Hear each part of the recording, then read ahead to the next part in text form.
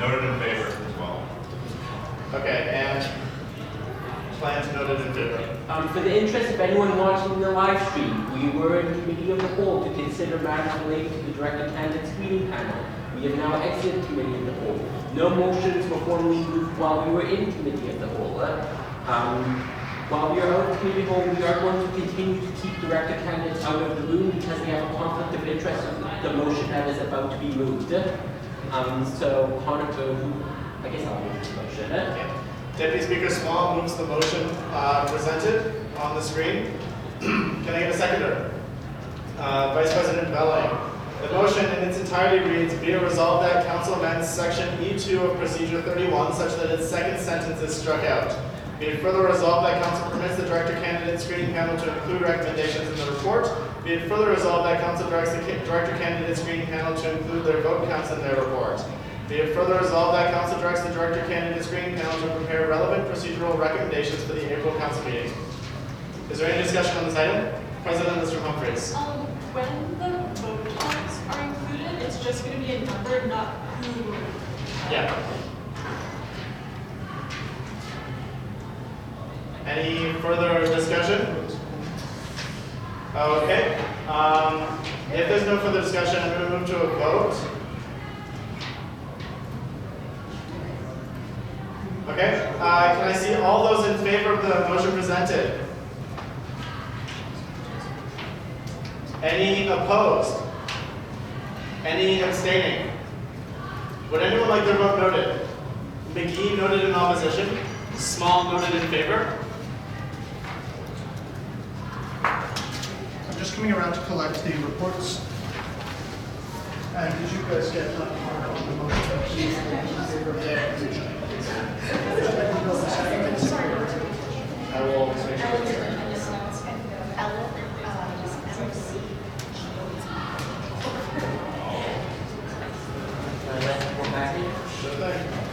We're inviting all the director candidates back into the room now, that they are no longer getting any conflict of interest, and we are going to move on from the Board of Directors report.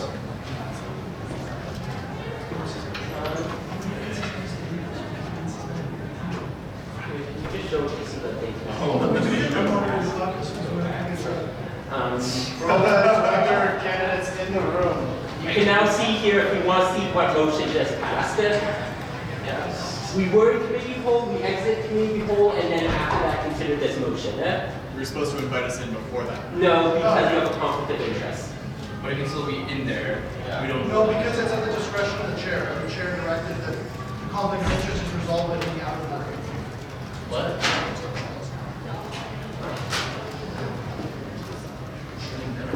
We wanted to permit the members of the room to vote their hearts. So I'll give you a few more seconds to read this. We're still in the chair's report, so if you have questions, feel free to raise them.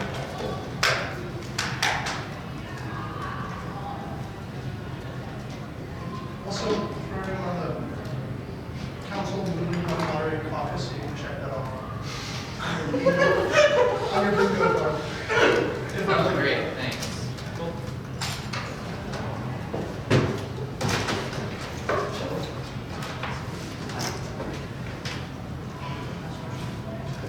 You're fully functional human beings.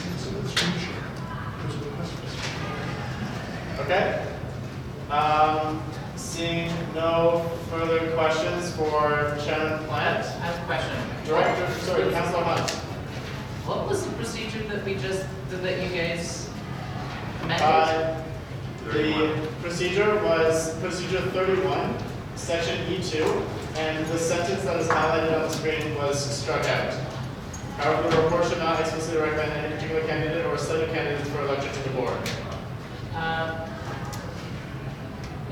It's a pretty specific statement that council just gave itself powers to do any reason. The contents of the conversation are part of a conflict of interest with the candidate in question. I don't feel comfortable answering any questions with the candidate in the room. I think the same would go for most of the people who participate in the conversation. Like, we participated in it because we could, because there weren't anyone in the room who were candidates. President McGee. I feel like we can do this description of why we struck it regardless of Yeah, that's what yours. But it's, So, it's a procedure that is not Coun- changed. Councillor Hunt, the council chose to strike this sentence of the procedure to allow for the committee, the director of candidate screening panel to explicitly recommend for, no opinion, and against. The intention of recommending against to prevent wholly unqualified candidates from being presented to the board, and the motion for, or the portion 4 to be able to recommend highly qualified candidates to the board. Thank you. I just wanted to make sure it wasn't a case of council picking someone and saying this person, as opposed to yes versus no to certain people. You get the difference To there? answer, the council did not alter the recommendations the panel made. And the recommendations are non-binding in the general meeting. Is that okay? And they're based off objective criteria. And we don't do it for it or now. No, You can find it. You'll find out on Tuesday. Tuesday, 2 days. Okay. If there are no further questions under the chair's report, we can move on to representative reports. Let me go through these quickly. Is there anyone here from Applied Health Sciences Caucus who wishes to provide a report? I would just like to welcome that one of the newly elected AHS councilors is in the gallery today. Can you give your name for the council? Sorry, Can you give your name for the council? Marie, you want my full last name? Yes, please. Jenny Kapika. Okay, thank you.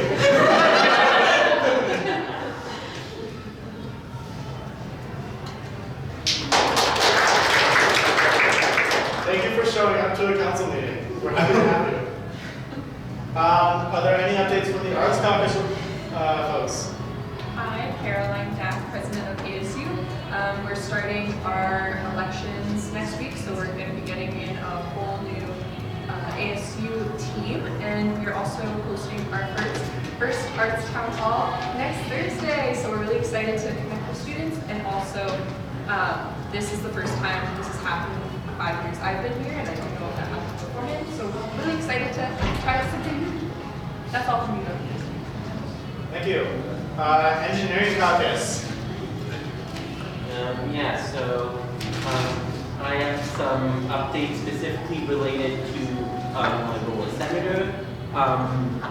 First of all, the thing that I did mention in my main report that I would like to highlight. So I was at Senate Finance Committee for its first of 2 meetings. This was an informational one where it presented its current state of finances. And one thing I'd like people here to know about is that they decided, starting with the current fiscal year as an accounting practice, to take $1 million out of the ancillary enterprises, that means stuff like food services, housing, and so on, which is being taken from which they identify as cost recovery. However, when I tried asking them questions on that, their answers were weird, and I would consider it questionable whether or not this might be a shift towards having them produce a profit for the university. And then the other thing I'd like to report on is that there is going to be an extraordinary confidential Senate meeting tomorrow that was called on relatively short notice, which involves a report from the Dean of Engineering Nominating Committee and a report from the Honorary Degrees Committee. That's the most that I can say since those are confidential items. Dylan? Yeah, with respect to the taking money from ancillaries, do you think there's going to be any issue of moving this into a profit-driven motive for the university's business operations? Because we already see food prices gouge students on campus. Again, like, this is something, like, when I probe on it, they, like, use excuses and, like, yeah, I can be correct. And, like, so this is where one person gave an answer, and then Barry then asked him to clarify that they are non-profit, and he said yes. But yes, that is about a concern that I have. Okay. Dylan? Yeah, I guess as a follow-up to that, I think it would be worth noting in the Senate Finance Committee, if it's something you're comfortable asking Jason, if universities consider changing the benefits levels and compensation levels for business staff to be, because they're running a business, they're not the same as services staff on campus, and so treating those departments differently, like they could probably genuinely improve their margins without increasing their prices if they change the way they operate their business model. Okay, Like everyone from the president of the university down to like the lowest level of staff gets the same benefits. I'm just wondering if they consider stratifying. and when you businesses say and- benefits, you mean benefits and salary, or you specifically mean benefits? I mean benefits. Okay, if you can write this out to me, I will bring this up. Okay, sure. Yeah, does anyone else from in here want to say something? If you didn't read our written report, we missed out on some cool pictures at Queen's Park, which was basically the highlight of my last month. The joint annual general meeting of which is happening in a few weeks. And you wrote first.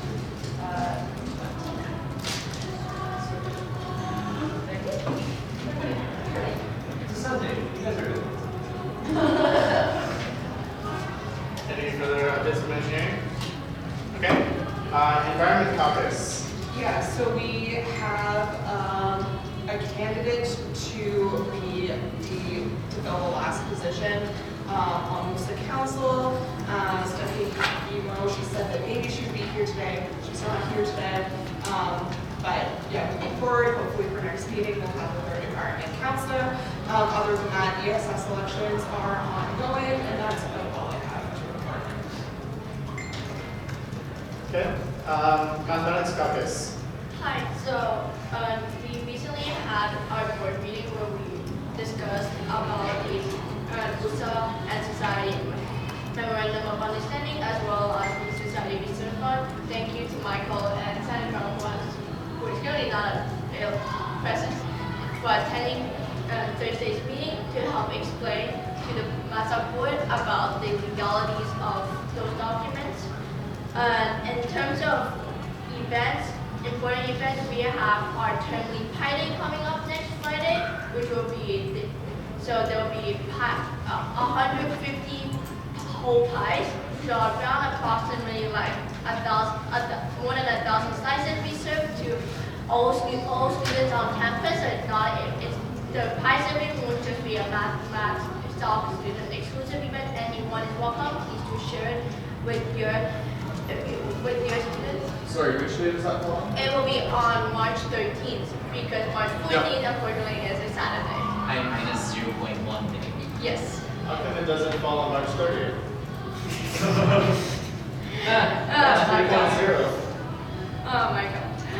I'll ask Joe to please have appropriate respect for members. And so we are also beginning our executive team selection process. So that is an ongoing process for the duration of March.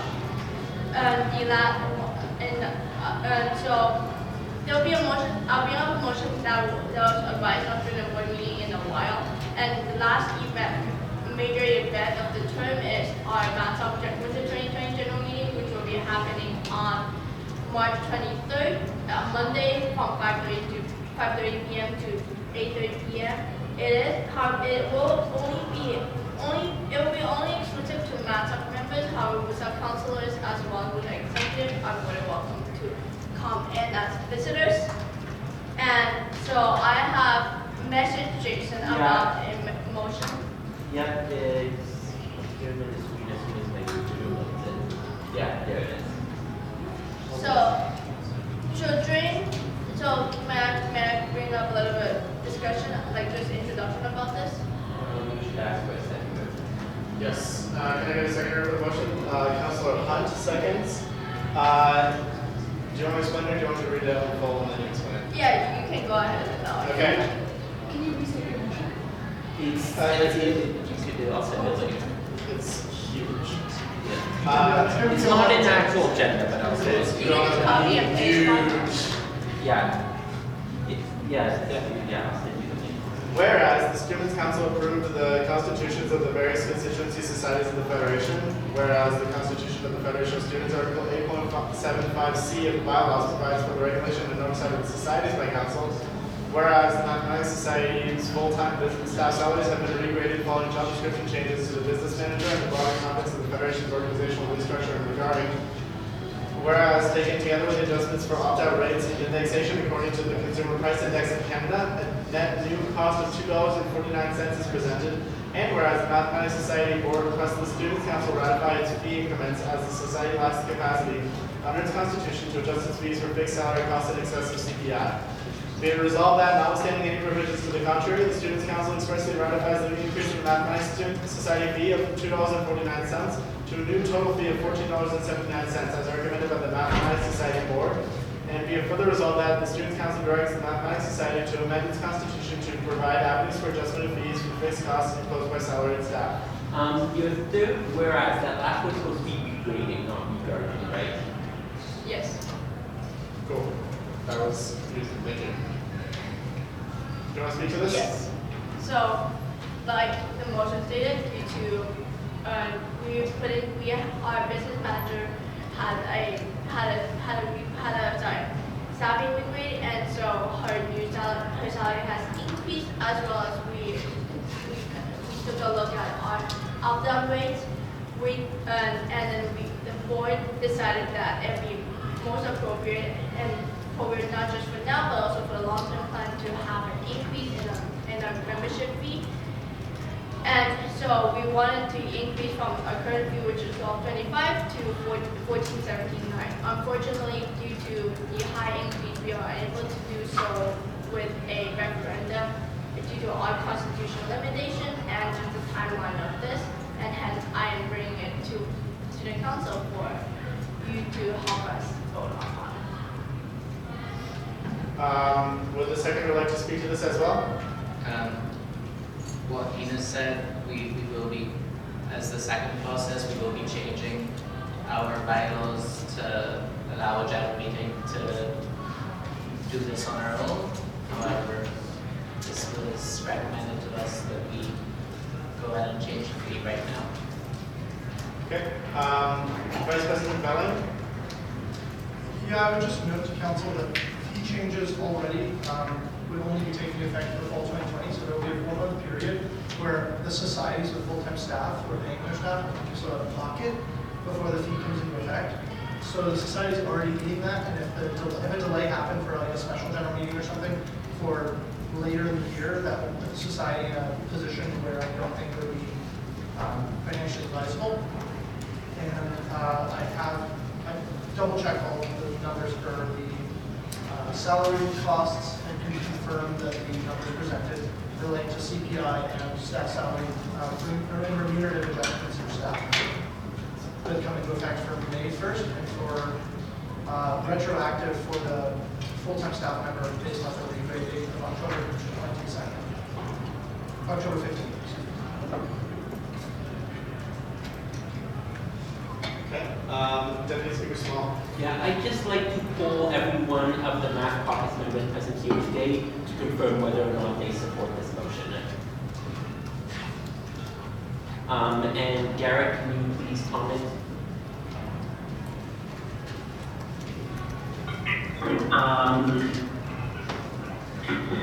I think it's a good idea. Was there when it was being discussed at the board of directors, and I don't currently have any issues with it, so. Okay, can I actually, I'd like to hear your opinions. So, from my perspective, this is all said in a single board meeting of 3 hours. I don't think that's how a free increase, which is going to be permanent increase in society, should be decided without consultation with the student council and even at-large members to figure out what would be a better way to do it. Like, while I do not have any issues with increasing the fee, I think there's a better way to manage the increase in the fee. It's just my opinion, board should not just be doing it in a single meeting without consulting other people. Does anyone have any questions, commentary? I'll take President Dye, then Vice President Bell. I guess my question is, you mentioned you're having either at the end of March, if you're having another one. If you vote, I guess I'm asking if you can vote on the increase then. I'm not sure how. We can. Our constitution doesn't allow us. That's the, so, I mean, the latest we can vote on it would just be the spring 2020 general meeting. But that might be too late. and then it wouldn't come into effect for fall 2020? And I don't, The fee would take effect for fall 2020. yeah, it will, but still, like, it might be a set of, it just won't assist with the, sorry, let me, can I have a moment to think about it before, like, Seneca can ask it? I didn't hear the question. I'm sorry, there's a lot of side conversation going on. I don't know what the stuff on the floor is. So I was just wondering if it could be voted on at, like, in the spring term general meeting, and if that would take effect for fees in fall 2020. So, I mean, you will have to confirm this, but I'm a non-voting resource on the Mathematics Society's Board of Directors. I'm pretty sure the Math Constitution requires certain timelines for notice for the GM. And I think they're not within the notice period to do a constitutional amendment if they wanted to amend their constitution to allow them to do changes for staff remuneration. So they're following along on our bylaws to do a staff adjustment and a CPI adjustment. They could normally do the CPI one, but they couldn't normally do the staff adjustment. And since they have to pay the staff member no matter what, it's going to cut into their programming budget if they don't adjust their fee, which effectively puts them in violation of the referendum they ran on having that fee go towards programming. So that's where the issue comes up, if I'm understanding things correctly. I'll take Councilor Hunt and then President Wong.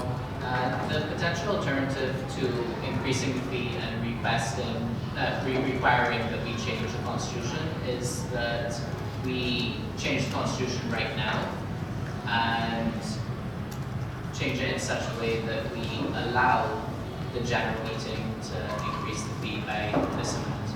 Well, if by an appropriate amount, that's an alternative. What I see here, that would make everyone more comfortable.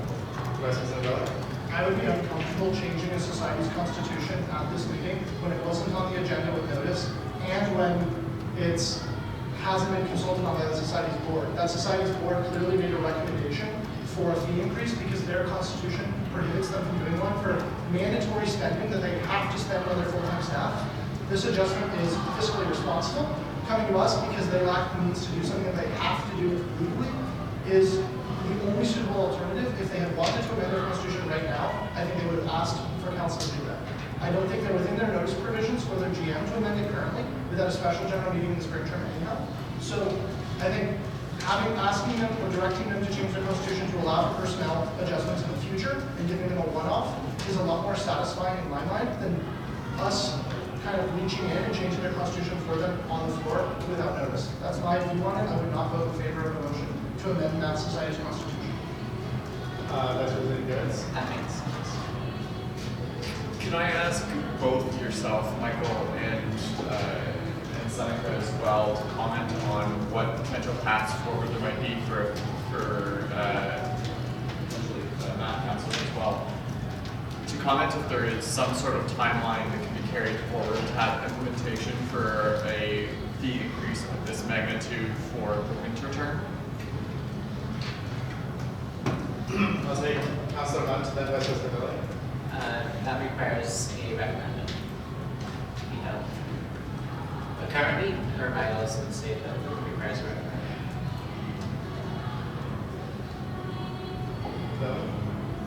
So I guess if I'm understanding this question correctly,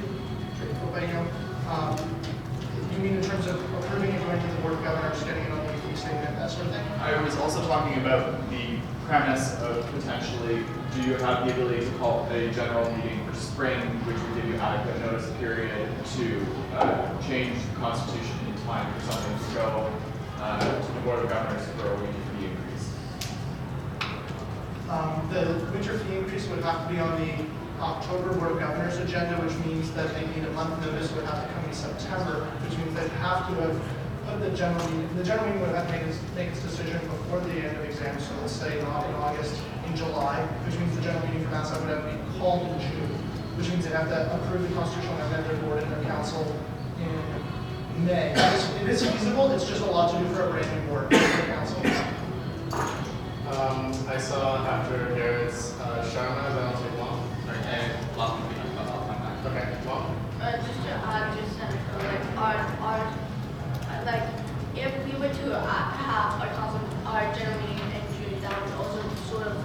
slightly violate our constitution about having general meeting that early in the second one. Our general meeting has to be generally on the third one of the term. So July would have to be it. Okay, Shauna? Just bring it to the attention that why don't we change our bylaws in this general meeting, which we can do, so that we can change those fees in spring term and then bring it in winter term. Like, in any way, we do need to change our bylaws regarding this because this might happen in the future. So we are well within the notice period to have added the general meeting agenda and then have this in this meeting, and the next term's general meeting can increase the fee. Because I don't believe there was enough notice for this even to the Busa Council. Like, there was just a motion to send right now. I don't feel I had the ability to consult with my constituents about this, how they feel about it, if I'm going to put it on something. It's just my opinion that there was no notice of this coming up anyway. Well, Yeah, I don't know if it's council's worth the, I don't know if council sees value in it, but I thought it was worth noting that while Massac has extension retained earnings, they've committed their retained earnings to things in an effort to spend them at direction from LUSA. So if they didn't adjust it, I actually think they would have to significantly cut their budget. I mean, by about the same amount. They'd have to cut their budget per student down by about 250 in terms of what they put on in programming for students, because their retained earnings are committed for various purposes now. So I have a question for the Massac folks right now. Ken just noted that you are still within the time period where you can suggest bylaw or constitution amendments. And then my second question is, are you still within a period of time that you could put onto your general meeting agenda a ratification vote for this item? And then So I've actually just read in our bylaws that council and board meet together with immediate effect upon approval of both of them, change the bylaws subject to ratification at the general meeting. So a special meeting and an emergency meeting of council and board, or putting it on next council agenda, which is tomorrow, and had it been voted on at board, which is on Friday, the bylaws could have been amended by tomorrow, in which case we could have then put it onto the agenda for the general meeting and would have been able to handle it internally at that general meeting. However, We still can't. So our constitution says it'll be tight. It'll be very tight. I would be happy with us changing the fee now. We can do it, but it will be tight, is my honest opinion. And sorry, may I add to what John? sure, then I'll take Councilor Shauna. If possible, I could take the urgent to have a special board meeting before the deadline for agenda items is set. For GM agenda items is set. However, like John has stated, it will be very tight due to just assignments and midterms coming up with everybody's schedule. However, if this is what makes makes student council most comfortable, I am willing to do so. Because I would rather have a plan that makes people, students, that to have strong rejected. so what's up? Oh yeah, so Quite be fast. I can talk to my chair of the board, Massac chair board, to host a special board meeting just for the sake of this motion. However, I'm just worried that the schedule might be tight due to just exams and other commitments currently happening.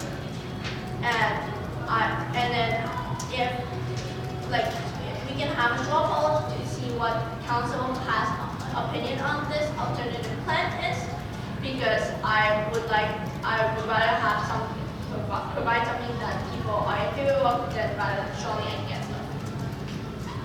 Okay, I had Shauna next. At the way this current motion is, I will be opposing to the motion. I rather do it internally, having overpowering their bylaws, I guess, in a way, bring it to the GM, because I do believe it's like, it's sort of changing our fees, which is gonna be there for years to come.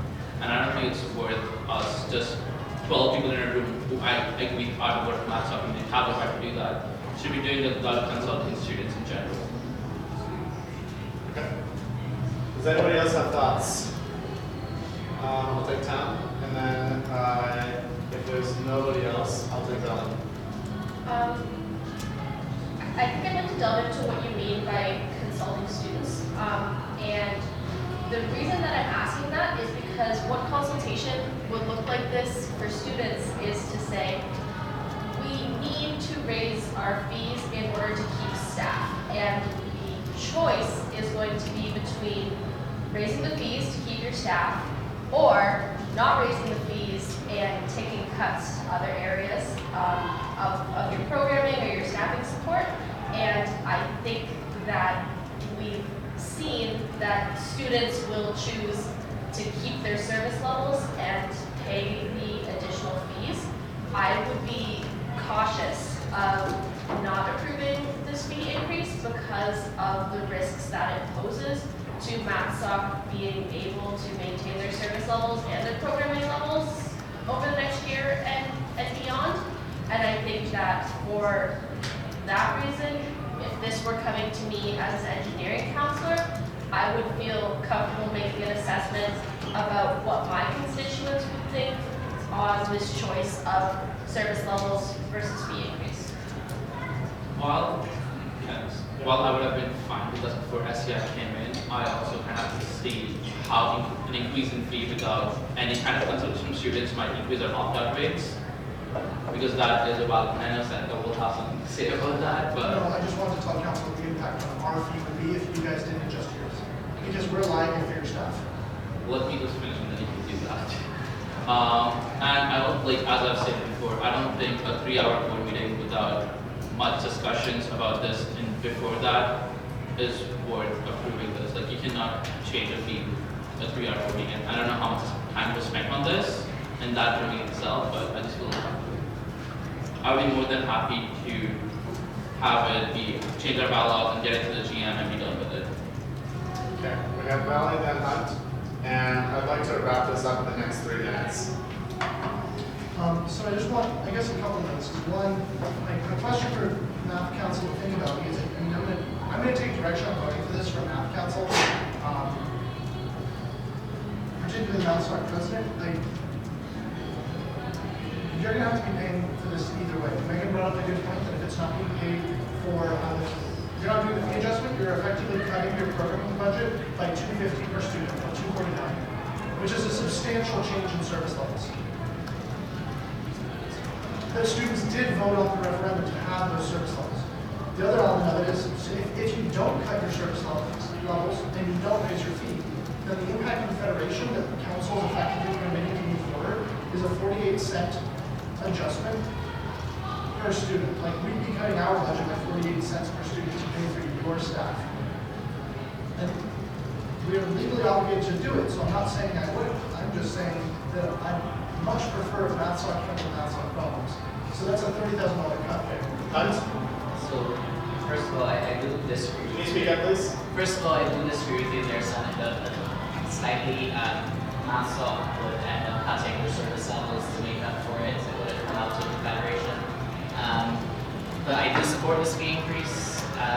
Perhaps as a final alternative to make everyone comfortable, we increase the fee, subject to ratification at the next MathSoc general meeting. How we done? That amenable to everyone, subject to ratification.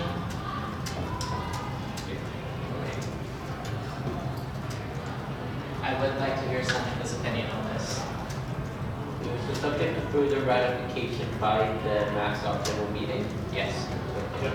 Seneca? I prefer to make it subject to consent by the MathSoc general meeting because ratification is procedural in nature. And at the end of the day, the MathSoc GM does not have the power to make procedural decisions about what the Students' Council can and cannot do. So I prefer, if they're making a contingency on MathSoc's approval, it should be contingent on consent by their GM, not ratification. That's just a semantic thing, sorry. Sure. I'll consider that a friendly amendment. Does somebody consider it a friendly amendment? Up to. So, okay, so you guys have made an amendment. Does the assembly consider it friendly yet? I So if nobody objects in the next 3 seconds. Okay, the amendment is considered friendly and is now part of the main motion. Okay, anyone want one final word on this? Literally one word. Okay, thank you. President McGee says hello. All right, so I'm going to move us to a vote on this item. I understand it might be contentious. Can I see all those in favor of the proposed motion with the amendment subject to consent at the last general meeting? Any opposed? And any abstaining? Would anyone like their votes noted? Town noted an abstention. Sharma noted in opposition. Favor. Hunt noted in favor. Wong noted in favor. Do you want to vote? You voted? Okay. So all the non-members present noted in favor and 10 noted in abstention. Okay. And with that, is there anything else from the math update? Did you want to? Yeah, Garrett's also noted in favor. Garrett Goldberg. Gabi is from the math caucus. Hildebrand. Thank you. Is there any update from the Science Caucus? Hey, Cambridge, Kitchener, Stratford, St. Jerome's, Renison. Okay, are there any other questions for any of the representative groups? Wong? So we. Please speak up. So the math caucus did invite a visitor that will be joining the gallery at 3 p.m. Later on. Okay. Yeah. Expect somebody to join us in 38 minutes. We move on then. Sorry. Hunt? I'd like to ask persons in constituencies 7 through 11 if they feel adequately represented. Is there anybody here from Cambridge, Kitchener, Stratford, St. John's, or Renison? We can't. Okay, we move on to the Offices of Council report. I don't have anything to report. Deputy Speaker Small? Yeah, so first of all, I'd like to repeat what I emailed out regarding the general meeting. So in case you haven't read that email, each councillor gets to hold 5 proxies for members of the constituency. That is in addition to the normal proxy that they can collect from anyone. Those 5 proxies will be assigned. If you haven't responded to me yet about your availability, please do. And I actually, I'm available for you just. you don't have a constituency. My constituency is all students, yes it is. Okay, we'll talk later. Anyways, please, please respond to that. I am taking note, if people are only available for part of the meeting, I am taking note of when your time of arrival or departure is, because if there's like one person in your faculty that's arriving late and one that's leaving early, you might get to switch between each other. So that way, so we're collecting that information now. Once agenda comes out, proxy forms will go live, and those proxies will be assigned to you. You'll get, if they give information about their voting preferences, you'll get those, and you'll be expected to follow them. If not, it's at your discretion. The one exception is for voting for directors. That can only be done for a proxy if the proxy is given the voting instructions. I'll take Voting for director, that can only be done. Wait, you said that can only be done by proxy if it is stated explicitly. Yeah, if they gave you voting instructions to who to vote. Excellent. And also, and I will also point out for the voting of council directors only happens by us, a set of councilors at the GM. So it is really important, if you can't attend the GM then proxy your vote to someone else. This can be done through the normal proxy process, just so that we actually have a decent, so it's not just like 3 people voting for the council directors. So please run me that. And now we're just going to state, as I always have to, the list of people vulnerable for removal. This list has not changed. It is Victoria Ronnie and Abigail Hayes. I don't think we have to talk about that at all. Any questions, comments arising from the deputy speaker's report? Okay, seeing that, we'll move on to the secretary's report. How are you doing, Nancy? Yeah, I've done all the meeting minutes until, well, including January 19th. I just need to add in the list of people that actually attended, remote or absent, and yeah, I should be for that. Thank you.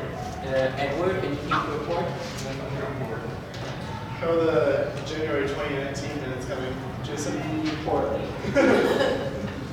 I feel that, Jason. If council would like to issue a reprimand for last year's secretary, in those minutes, you can do so this time. And the record reflect. Okay, any questions, comments for the secretary? Okay, we move on to 3.5, standing committees or commissioners' reports. We have 3.5.1, report of the Policies and Procedures Committee, which contains 3.5.1.1 and 3.5.1.2 and 3.5.1.3, which are amendments to Procedure 10, 42, and 47. The amendments to 42 and 47 require 2/3 approval.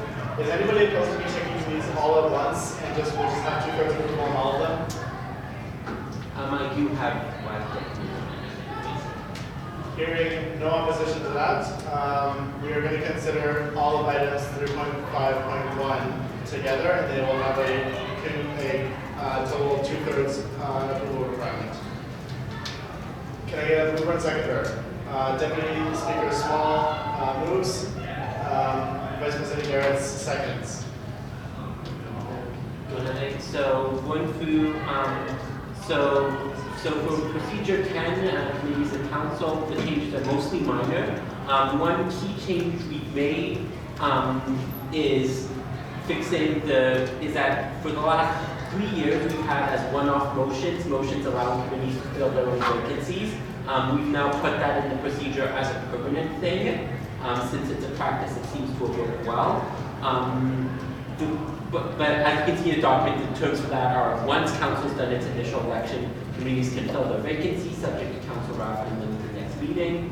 And then for policy 42 and policy 47, these are policy renewals with pretty much just minor changes. This was part of the normal policy review process. And now I want to add for procedure 10 one amendment, which is appearing on the other doc now, which is specifically back in August. There was a motion at council to consider amendment under no circumstances may a single person hold more than one vote in committee at any given time. It was referred to PPC. I forgot about it, and I forgot about when we actually did our consideration of procedure 10 as a whole, and then remembered about it a week ago when I was gathering up a backlog. So PPC did discuss this on Friday and recommends that this be added to procedure 10. So I'm going to move that as an amendment to the motion. Seconded by Vice President Garrett. So the amendment is to add to the end of section C of procedure 10, 6. Under no circumstances may a single person hold more than one vote on a committee at any given time. I'll take questions. Vice President Belling? Yeah, I remember the last time this came up, I messaged it to Jason beforehand. He said it was worth discussing here. The conversation in the room had been something to the effect of, on this amendment, that if someone say feasibly was weak academic in both NSHOC and MathSoc because they were a SE student or something like, or SciSoc and NSHOC because they were an ME student. Well, I'm wondering, in that case, why shouldn't they be allowed to hold 2 votes? Because they're wearing 2 hats, and as long as they take one off, vote with one, put the other on, vote with that, when they're at the committee, which I think is the discretion of that person, right? Why shouldn't they have that capacity? I saw Vice President Garrett. Oh, I thought you were going to go in a different direction. but I will give the context to the direction I thought you were going in anyway, and that might help, which was, EXE actually dealt with this scenario this year where we had somebody who had a voting seat as an at-large member obtained a voting seat in another fashion. I think it just typically makes more sense, if possible, to have a broader number of people there, and I think generally if you're talking, at least in terms of the at-large piece, which is obviously a way that diverges from what you talked about, if somebody holds another seat, they're no longer really filling that at-large outside perspective that we're looking for. I also think that, I don't know how council would interpret this, but I imagine in the scenario that Seneca described that probably that particular member would look to at least one of the, if this passed, would probably look to one of their societies and ask, well, is there somebody else that you can send to represent, so I don't have to do that taking off and putting on hats, which I know might have concerns some people in terms of, I think the kinds of conflicts that we're looking at are relatively small, but they might still exist between people of different constituencies. I think that's fair. And I'm going to weigh in as speaking here that we should generally plan for the general, and that under extraordinary circumstances, extraordinary exemptions can be made. Is there any further commentary on this amendment to the main motion? Seeing none, we'll advance to a vote. Can I see all those in favor of adding item 6 to section C of procedure 10? All those in favor, raise your hands. Any opposed? And any abstaining? 2 abstentions. Would anyone like their vote noted? Okay, seeing none, we're back on the main motion as amended with council procedure 10 and policies 42 and 47. Is there any more discussion on these items? Vice President Garretts. I didn't look too closely at the general election results, but if there are any councilors here who are returning to council next year, I would encourage people to take a look at policy 47 and see if it can be expanded in the future. I think this renewal and putting it into new policy format is good, but as the person who wrote the original policy, it is kind of, say, skinny. There's a lot of stuff that can be added to it to make it more robust.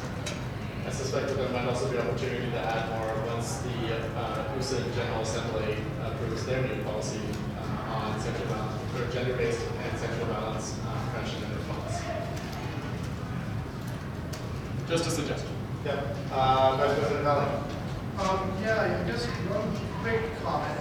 I kind of think and I probably should have raised this at BBC when it was that there's an ongoing resource, the procedure 10 discussions, but I tend to think that the president should be an ex officio member on every committee of council, not necessarily voting, but as an important resource.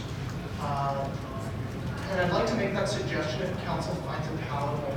I don't think it needs to be listed in each term of reference, but as a all blanket statement somewhere in like the general rules section of procedure 10, like section B, I think is general rules, but I don't want to move it if it's not palatable, but I guess I'll throw that on the floor.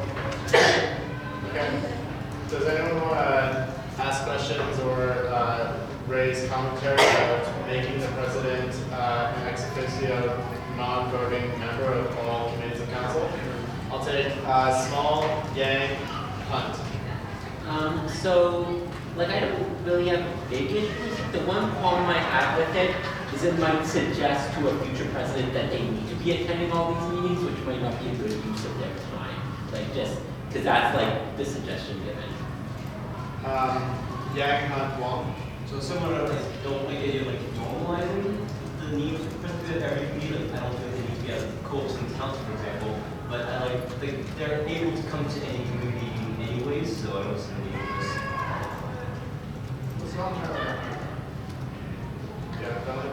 they're not eligible to come to every committee of council. Like, not every committee's open. Some committees are closed.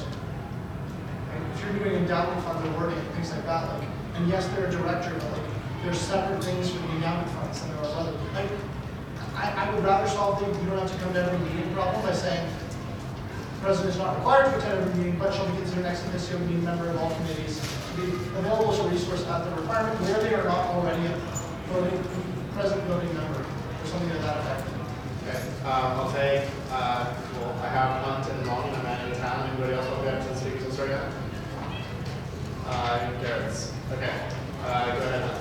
I'd like to hear what the current and future presidents have to say on this. As long as I wouldn't be required to attend every meeting, every committee meeting of council, I could easily see that just becoming my entire job. But having the ability to drop in for anything uninvited has certain benefits. It also can present certain challenges. Like, it wouldn't impact me at all. So I'd just be curious to see what the incoming president thinks more so. President Simpson. The question is, what do you think, or what are your feelings on making the president an ex officio non-voting member of every committee of council on which they are not already a voting or non-voting member? Provided they do not have to attend the meetings that they don't want. I think it would provide a good opportunity for all these committees to ask questions or Just make sure you project loudly. It's a bigger room. Oh, okay. I think it would provide wellness committees opportunities to ask questions of this clarification. Might help some things if you want. I don't have anything. Okay. Long-town Garrett's. No, I totally, I understand. I think it'd be useful and beneficial to have the president be a resource at different committees without having to have specially invited them. And then I understand everybody's Young and Michael's concern about having to come to every single meeting because they are Michael and Abby are very busy people during their administration and it won't be a good use of time. However, would it help if the language also stated that it could be either the president or the president delegate, just in case Michael is needed for a meeting, the president needed for a meeting, however, they won't be available to attend, they can send a delegate to present it, and that's also eliminated the whole, I have to be there. I think you would expect the committee to reschedule if they want the president there and take the president there. Sure. Also, basically, in the capacity that the VPs are, they're effectively are the designates for those areas already. Anyways, it sounds like there's more to think about with it, but maybe as I know arising of these items passed, I'd ask PPC to consider or refer to PPC the question of whether that makes sense for the president. How you structure that without making it seem like an obligation. Okay. I can just, I'm writing something now, can save the trouble of having PPC more to deal with it. We'll take Tam, Garrett, and then we'll consider Jason's amendment. Yeah, so I would say that the president has an oversight role over the entire organization as empowered by the bylaws, and that the president has an oversight role over council by virtue of being the default speaker of council. So I think that this is an appropriate change in line with that portion of the president's role. I'm somewhat ambivalent towards this. I mean, I do see the benefits. By another token, I figured that committees have probably had their membership evolve, for reasons, and that there is probably a case to be made for a case-by-case analysis of whether a president should or should not be involved, and there's no reason that the council thinks there are committees for which the president should be a non-voting member on. They can just amend that on a committee-by-committee basis. Jason, you ready? Yeah, so what I have typed up as an amendment at the end of section C, which is the section of committee membership, The president shall be considered to be a non-voting resource member on all committees of council on which they are not otherwise a member, but shall not be considered obligated to attend meetings. So we can change obligated to a different word. So, Edward, you had your hand up earlier. You still want to go now? Yes. Okay, so I'll take Yang, Garrett's Valley. So the whole section is being participation says all committee meetings shall be open to the public unless the committee determines that there is a need for confidentiality in considering a specific item of business. So I'm wondering what committee we're referring to when you're saying that it's something confidential. Sure. The two that are listed in committee's procedure 10 that are identified that way. Budget committee operates until the budget is made public. It operates exclusively in confidential session. In fact, the other executives aren't permitted in the room, in part because the budgeting process is supposed to be devoid from that kind of influence, and the influence is designed to be strategic, right? Like, what is the strategic objective, and we build the budget around that, not where do I want money and pulling you into putting it into those places. And I'm not saying that's what executives do, but that's the intention behind the structure. The internal funding committee is bound by confidentiality, as is the internal funding committee's board of directors, or the endowment fund's board of directors, for their obligations under procedure 14, bylaws of the student life endowment fund. So that's what I mean. So yes, like general rule is that, but we have exemptions into those procedures, and have operated that way for a long time.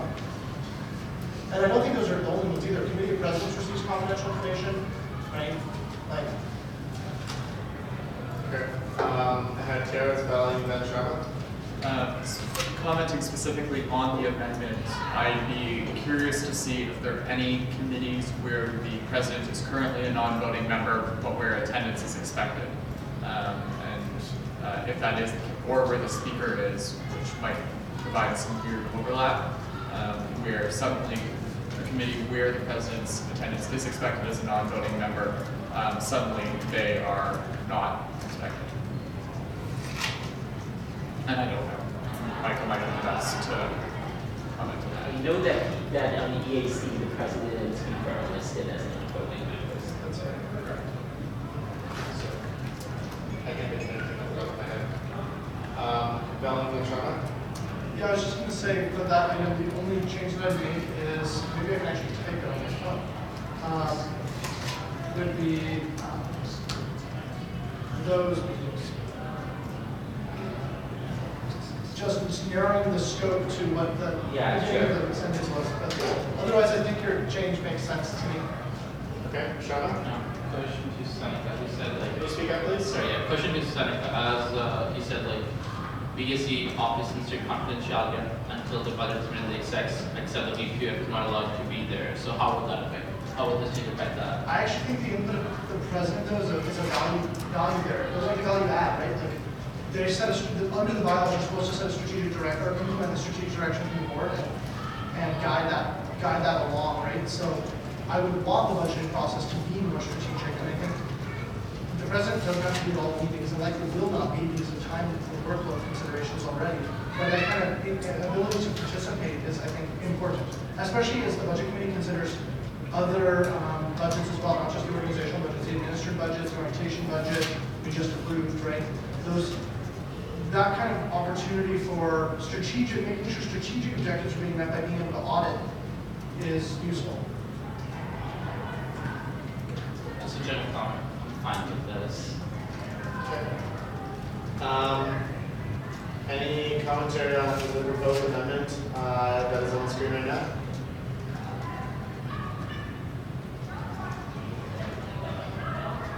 If there's nobody who has any oppositions, then we'll take it as friendly. So you have 5 seconds.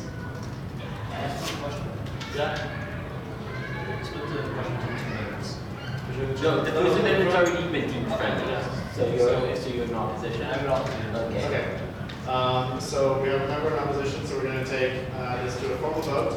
Can I see all those in favor of adding item 7 to the end of section C, which provides the powers that we've described here?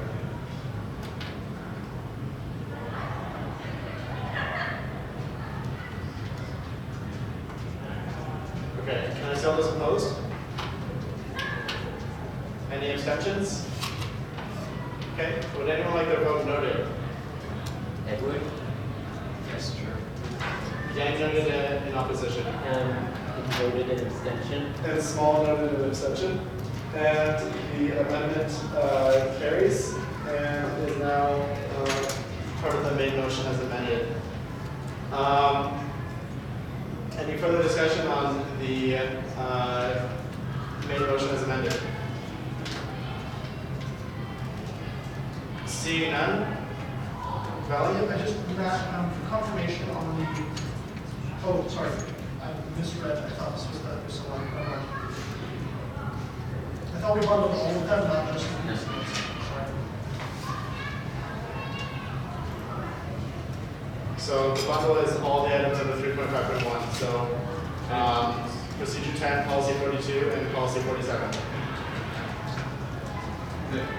Something right, I think it does include whatever you're referencing. No, it's something. I misread, I thought we bundled all of the policies and procedures, not just 3.5.1. Okay. And that's why I misunderstood. Sorry. Okay. So I'll advance to a vote on this item. Can I see all those in favor? Raise your hands nice and high, please.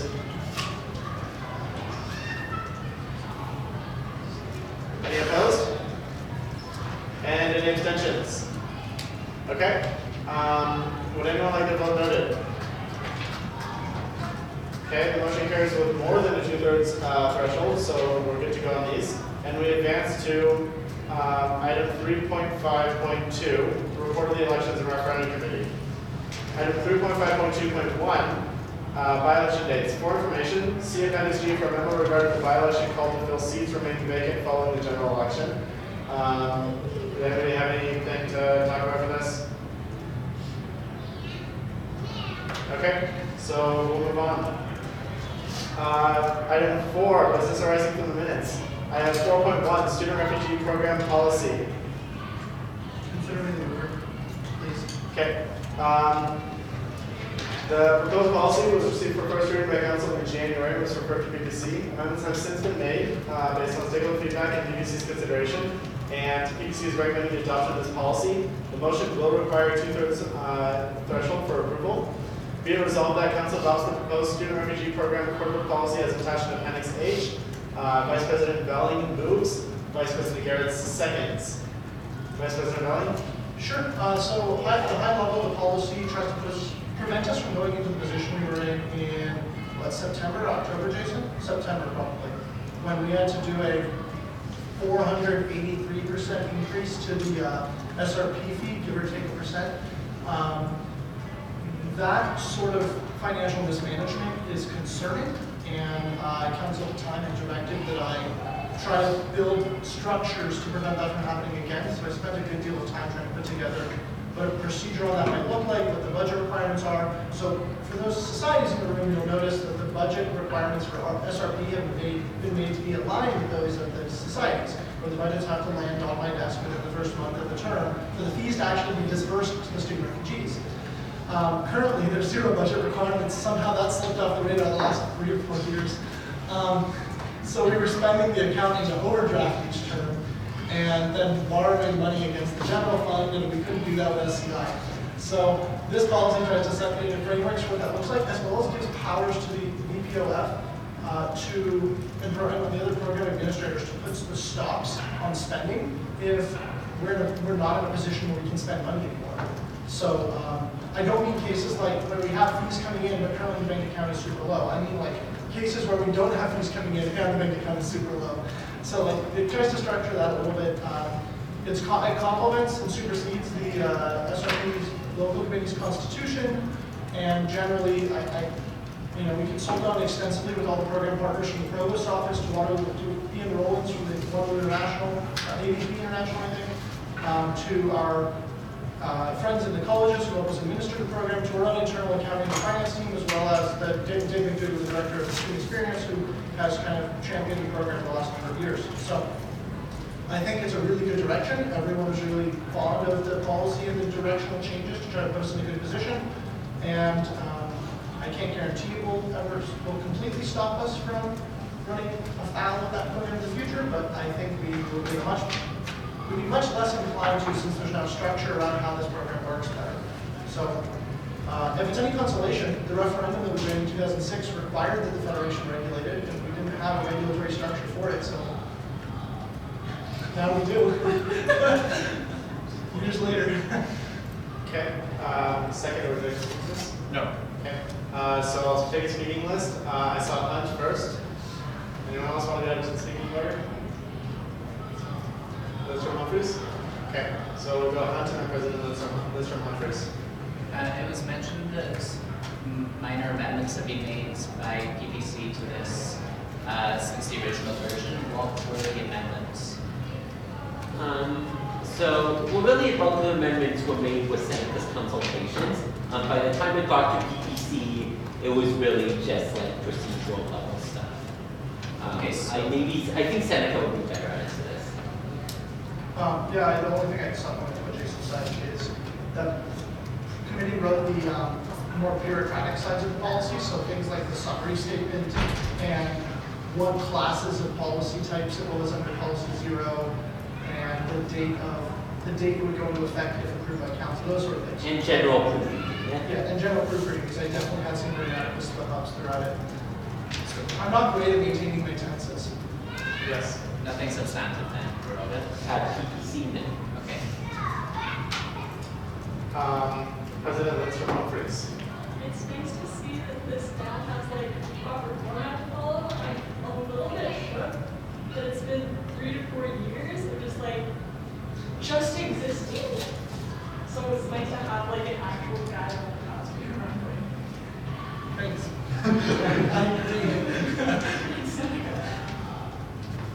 Okay. Any further commentary questions? Seeing none, we'll move to a vote. Bear in mind this does require the 2/3 majority threshold. All those in favor? Okay. Any opposed? And any abstentions?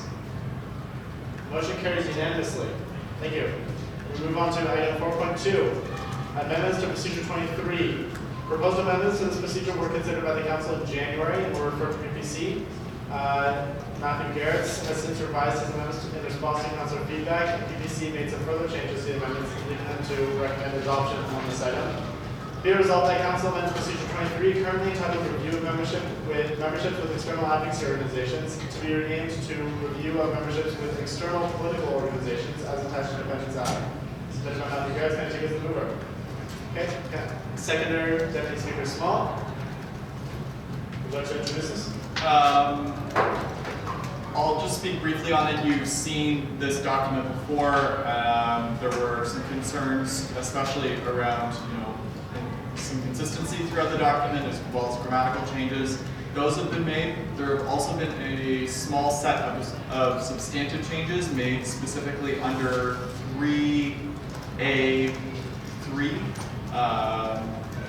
which established in a little bit more detail what the analysis of return on investment is for involvement in an external political organization. There have been other substantive changes made as well, but I will just let those stand in the attachment.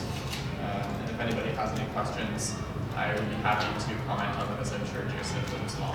Okay.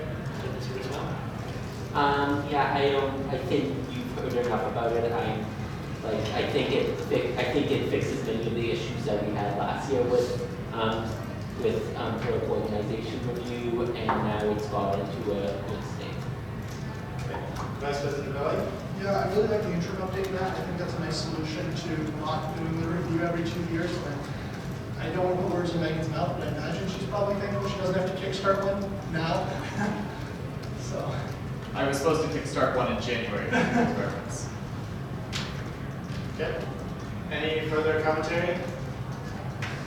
Seeing none, we'll move forward with the vote. Can I see all those in favor? Any opposed? And any abstentions? Would anyone like their vote noted?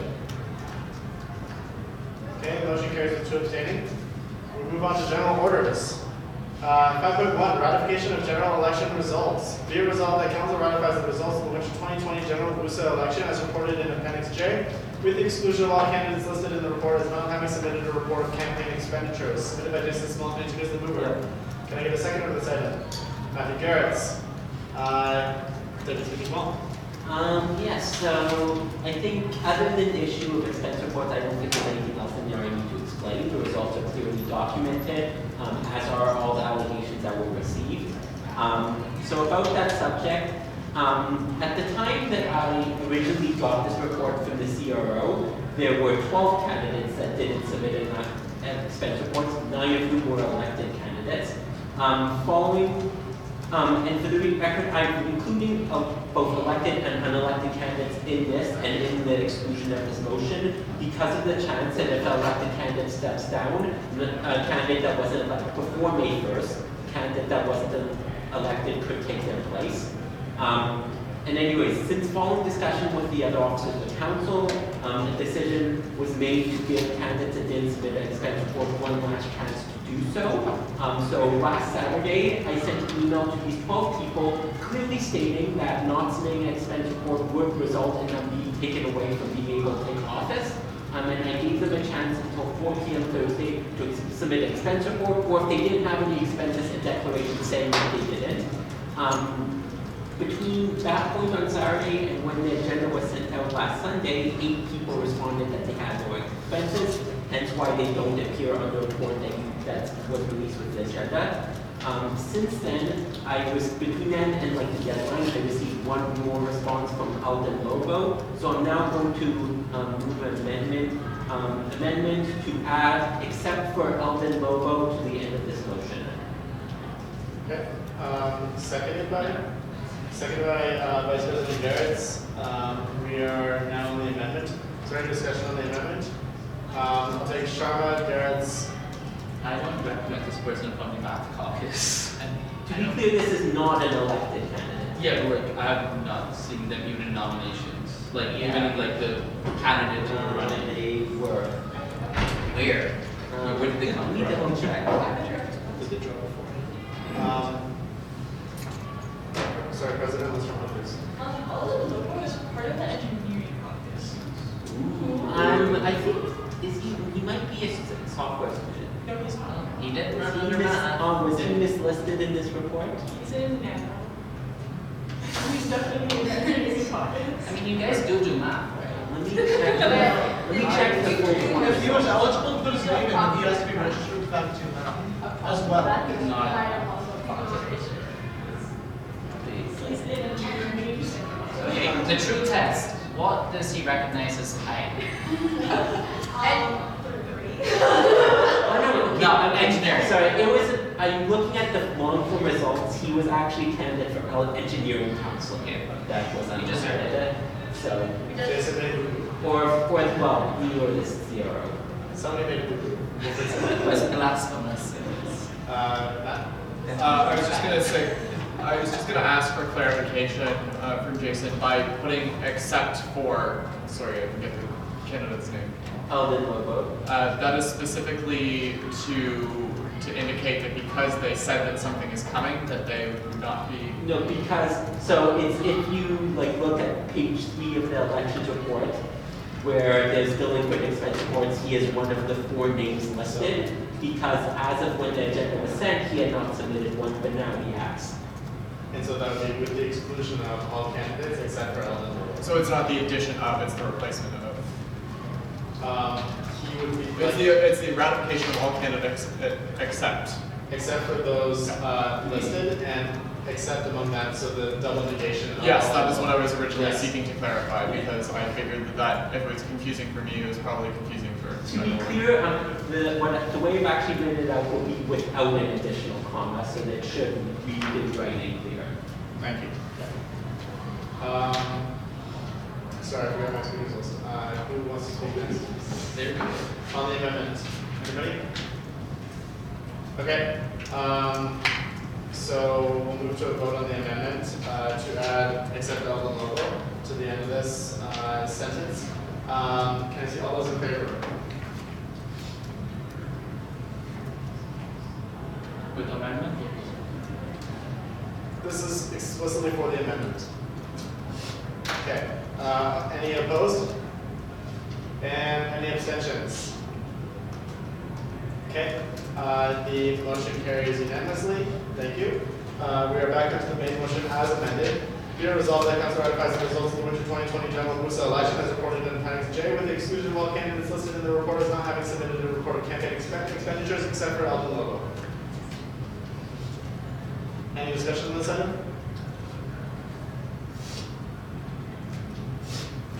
I'd just like to thank the CRO for conducting the election in a diligent manner.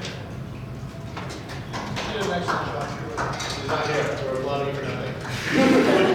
It's far more recorded in the recordings. Oh yeah, for the recording. We are applauding her work. Okay. Seeing no further discussion on this item, can I move to a vote? Can I see all those in favor of item 5.1, ratification of general election results?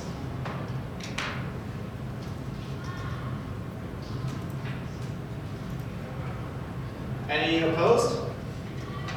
And all those abstaining? Okay. The motion carries. Would anyone like their votes noted? Sharma, Yang, Hunt, and Town noted an abstention.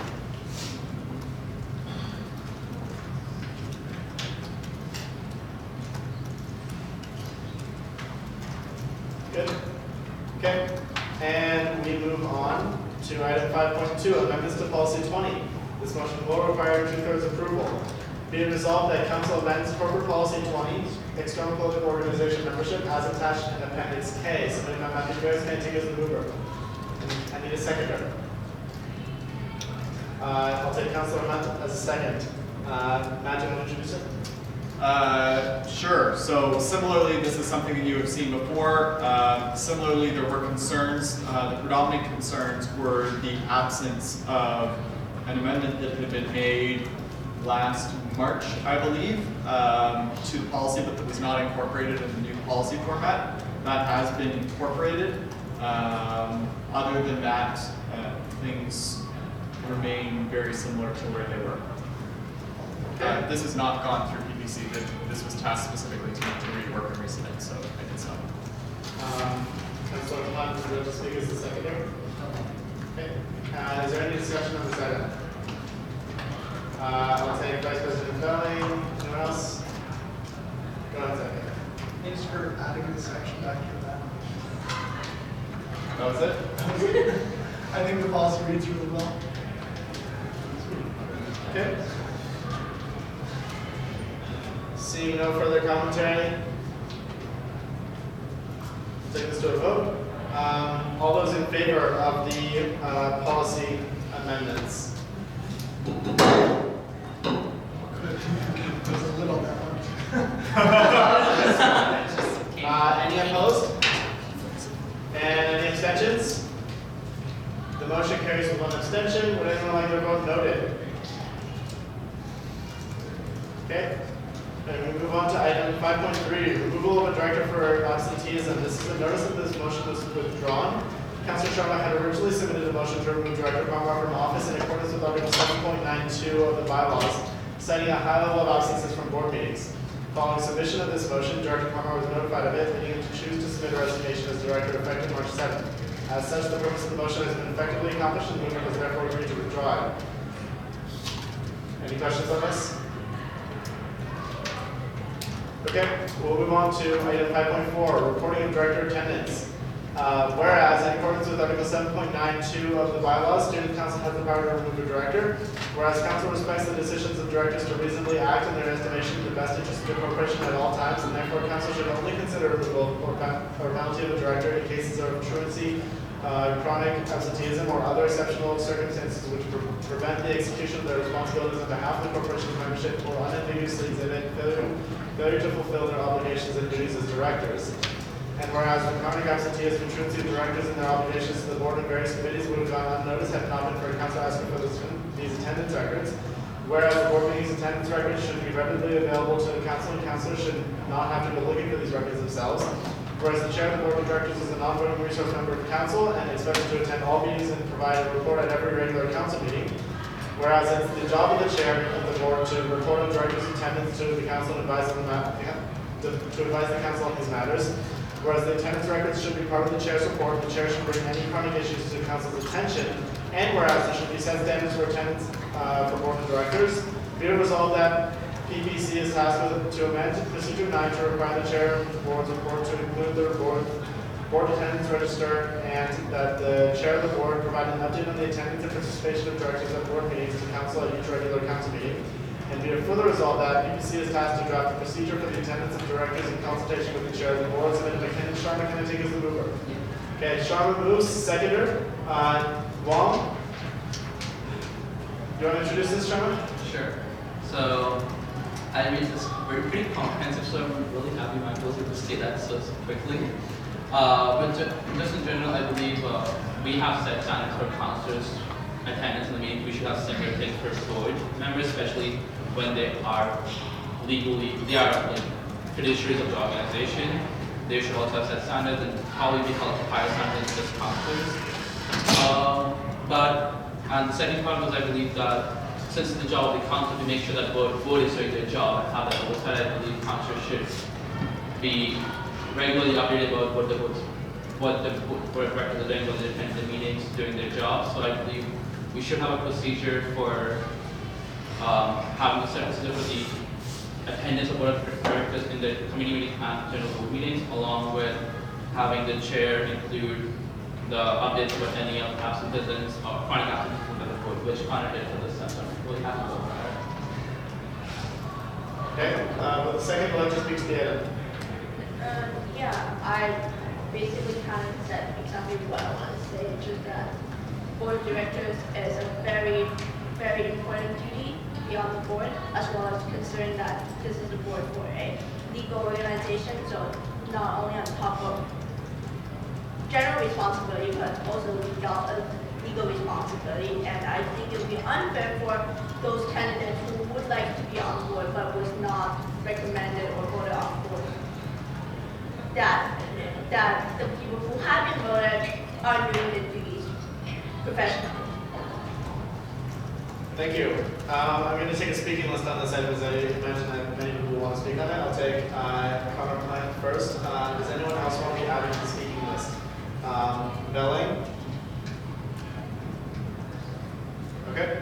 We'll start with Plant and Belling. So on the attendance side of it, I have absolutely no problem with that. I mean, once it was asked for, I was happy to provide that, and that's why I did that on my report for this one, and will continue to do so in the future if that's what council would like me to do. So no issue there. My issue is with the word "and active participation," because that's very hard to judge and to mean different things to different people, and that would be very difficult, I think, for myself to make like an objective assessment of everyone on that. I mean, some of it's not always observed as well. Like I would consider active participation means you should have been reading the agenda and preparing for the meeting beforehand, but I don't necessarily know if someone did that. Just because someone speaks a lot at the meeting doesn't mean they're being productive or helpful. They just be being a pain in the ass. So I just think that part is very difficult to measure, and I wouldn't be comfortable reporting on participation, where attendance is very easy. It's very cut and dry. You were either there or you weren't. So the facts speak for themselves. So that's totally reasonable to do on a monthly basis if that's what council would like. But I hesitate on the active participation side. Okay. I'll take a direct response from Plant and then we have Following this comment from the chair, I would move to strike the active participation clause in this motion. I'll second that motion. It says "and participation of directors and board members" in the first resolution. So you're moving to strike "and participation" from the resolution? Yes. Okay. Seconded by Belling. I'll move to the friendly motion. Does the council consider it friendly? All allies? No. Yeah! No! Okay.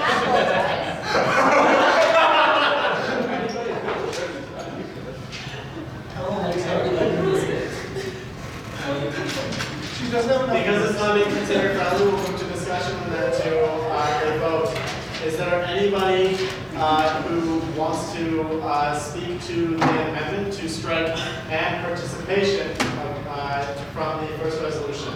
I'll take Jared's and Belling. I speak to two elements on this, and I'm speaking in favor. The first element I would speak to is that I think similarly to council, there are a number of ways that people can effectively participate, even beyond just commenting on whether they are prepared or not. A lot of people adopt different styles and levels of activity in terms of how much they do participate at the board of directors, how many motions they might raise throughout the year, whether they decide to raise very few motions, but as a consequence of those, expect those to be taken very seriously, or those that have asked their questions offline to an executive, for example, and therefore don't have any questions to raise directly in the board of directors. There's a lot of ways to be an effective director, and a lot of those would not be necessarily readily apparent. The second thing that I would raise is that if participation was included here, I would be troubled by the effects that would have on the chair of the board, in that it's adding one more thing on an already, I'm imagining, very full mind of chair while they're chairing a board of directors meeting. They're already responsible for paying attention to procedure, whether anything confidential is raised that would require moving into confidential session, moderating debate, perhaps offering suggestions, making sure that people have equitable speaking time if there are lots of people vying for speaking time, having them have to make mental notes about the level of participation of every single director at the same time that all of that is happening, I think is just going to take away from the effectiveness of having a chair. Thank you. Belling. Yeah, I think it stands to reason the minutes too could speak for themselves. Like, if councilors seeing the attendance record, 100% support. And if people aren't attending, and then it stands to reason they are also not participating. And so council can make an informed decision about them failing their fiduciary obligations and removing them. Absolutely no concern in my mind. I support the motion on the floor to strike the and participation bit, because I think at the end of the day, the minutes of the board should speak for themselves. And what a director chooses to put in there too and vocalize isn't always directly recorded verbatim. The board isn't a verbatim body because of the serious levels of risk they deal with. So you can tell a director's participation based off of the vote. So they is it unanimous when you know that they participated in the vote? Did they note their abstentions on things? Did they note their opposition or support? If it was an item that they strictly supported or strictly opposed.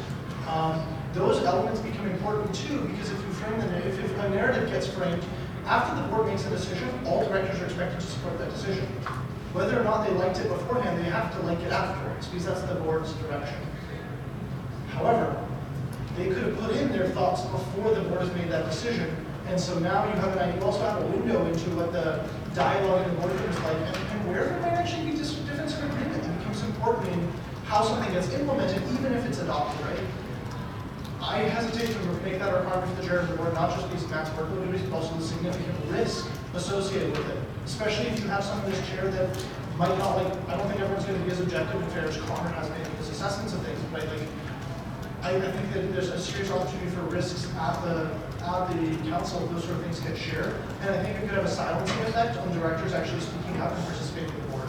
If someone knows that their commentary and the content of their, not just the content, but the manner of their commentary is going to be brought up at council, I think there might be a silencing effect even on the public session, even in the confidential sessions of the board. Thank you. And so, Charlotte? Well, as I said, I'm all in favor of moving the participation, but I just want to bring up the facts. This year has been kind of weird in a way that a lot of our minutes haven't been posted on our website, so I think haven't posted on our website, so I do believe it's difficult for council to make that basic decision whether director is doing their job or not without having access to those things. So that is something we should be looking into at that same point there. Okay. Any further discussion on the amendment? Take Hunt. Yeah, Google Doc for amendments.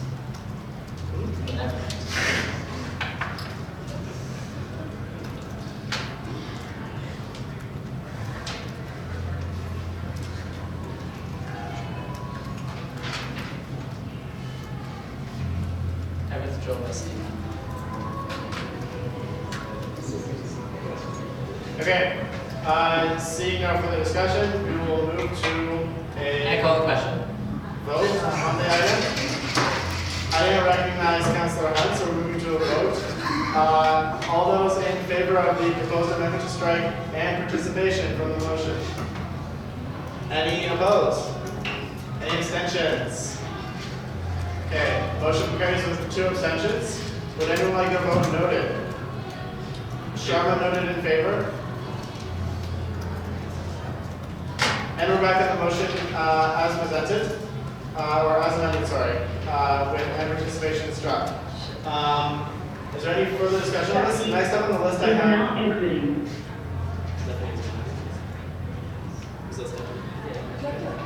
Yeah. Stephanie exited the call at 3:15.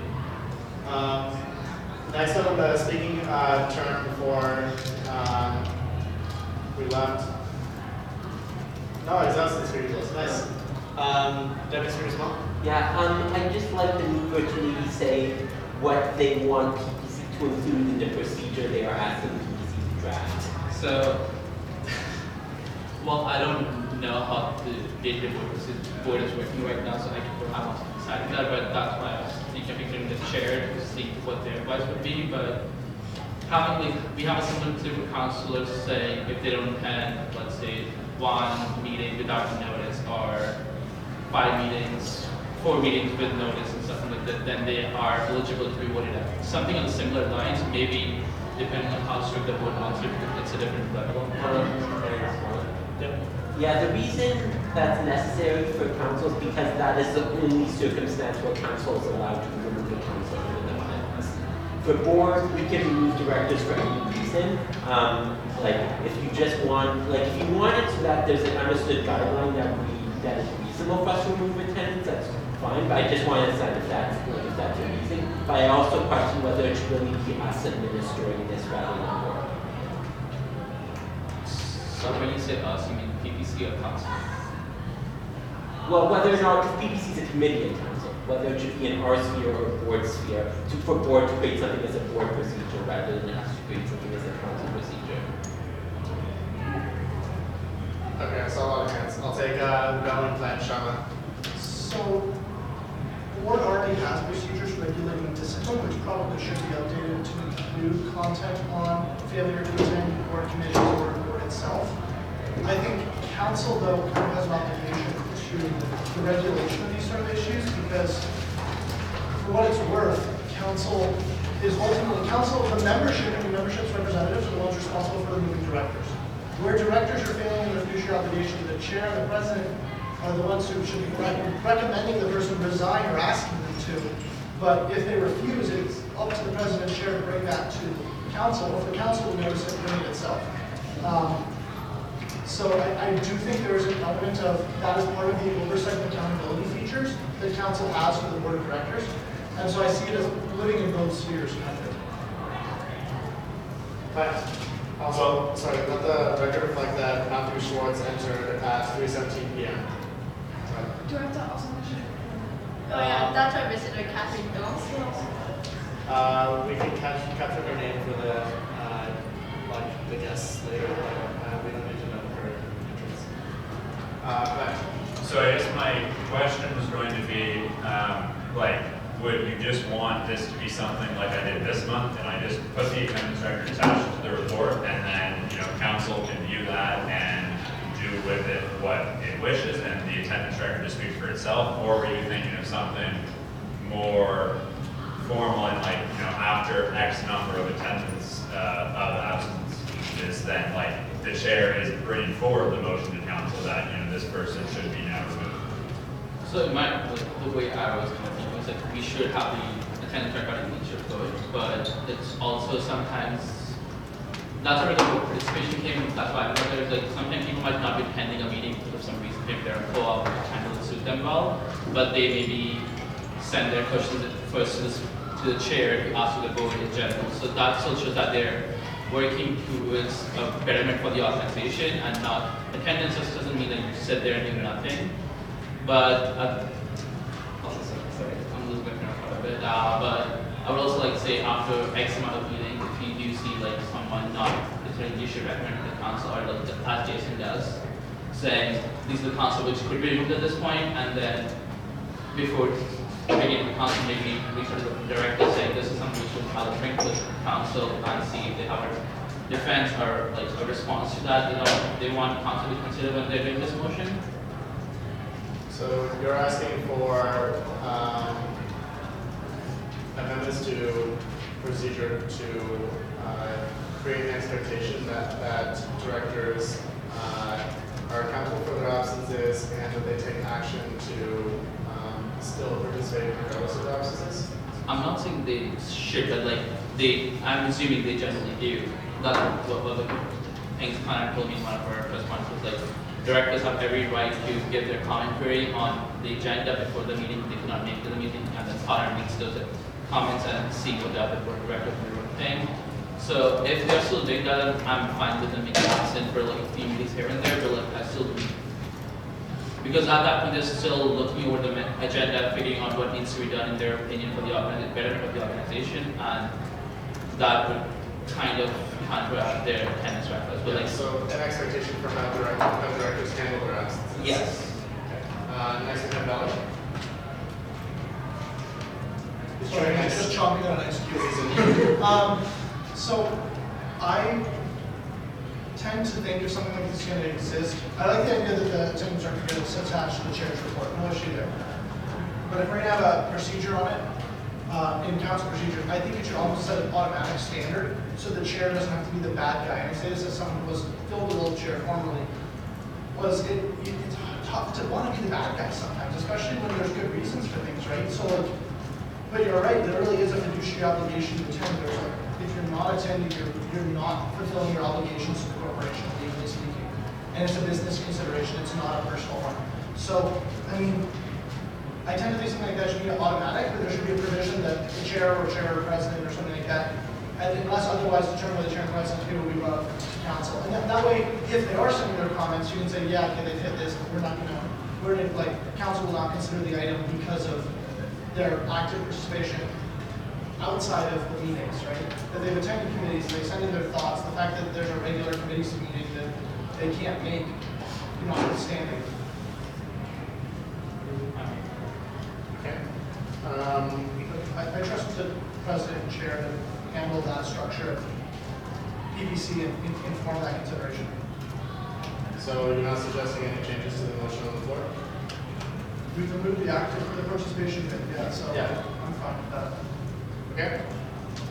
Are there any further questions, commentary? Seeing none, we'll advance to a vote. Can I get all those in favor of the motion on the floor as amended?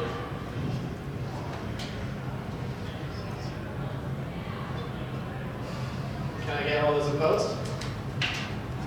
And any abstentions? Okay, would anyone like their vote noted? Motion carries with 3 abstentions, thank you. I'll ask for a recess at this time.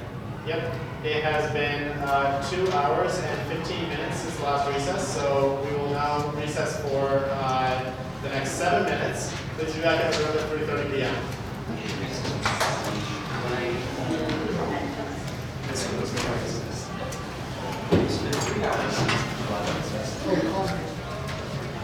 No, we had when you got lunch. That was a recess. We're at ease.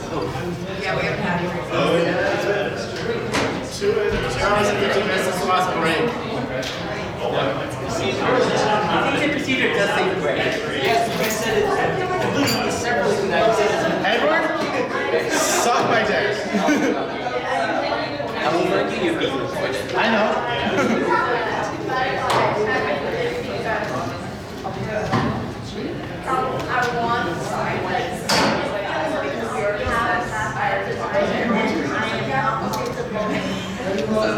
Representing Mathematics Society Council as a student.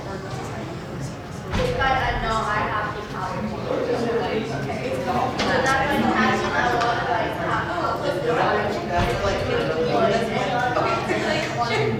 have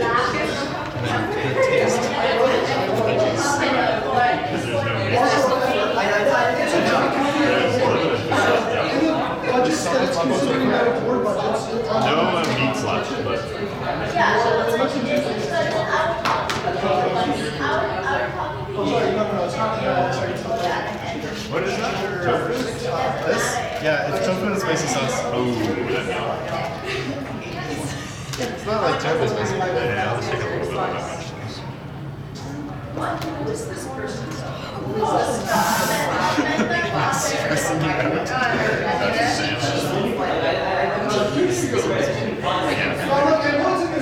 just a general member that doesn't really know what they're okay, because she's making the results statements that commit the university Seneca. Yes, it's a vision start She could have overruled me right there. right there. You guys could have overruled me when I said I'm going to give you guys a recess for 7 minutes.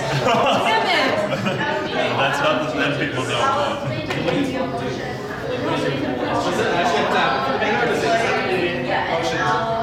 Well, I wanted the car anyway, so for some reason. And then asking, hey, I'd just like to confirm you. She's practicing straight up. The general meeting doesn't have power over the general meeting does not have over now. You can make any of the cards make someone submitted a motion that goes with the first thing. I was like, nice. Before she gets turned around and get back to campus. That's all.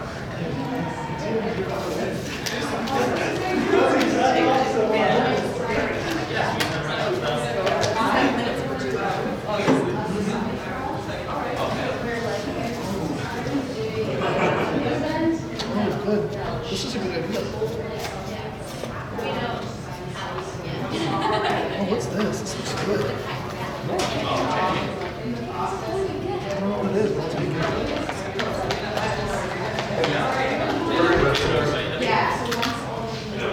Wait, everything in there was a vegetable? Yeah. Sounds disgusting. Guess I'll make some tofu then. Now talk to that now. You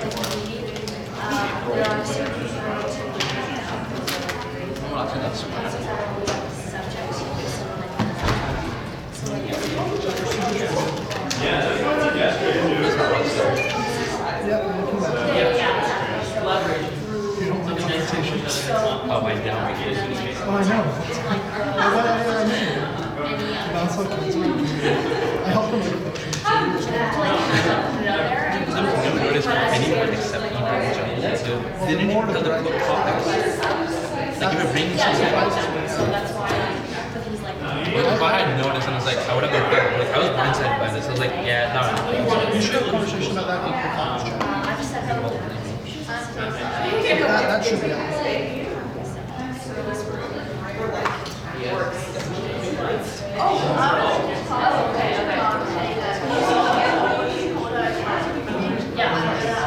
Let's see if we got some good stuff next fall.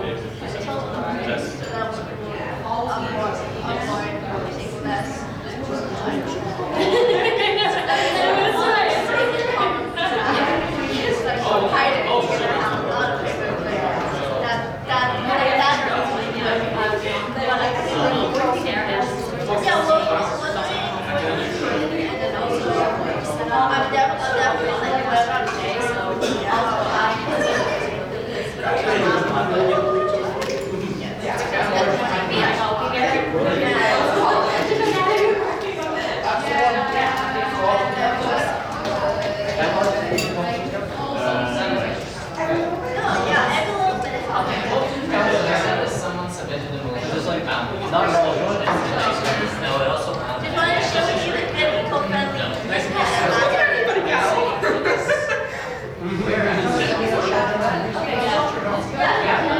The general meeting of the MEM doesn't have any power. Yeah, totally. The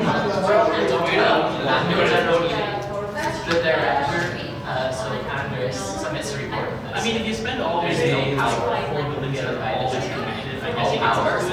is. I'm used to going down to Lori twice a day, so like, Yeah. anyway,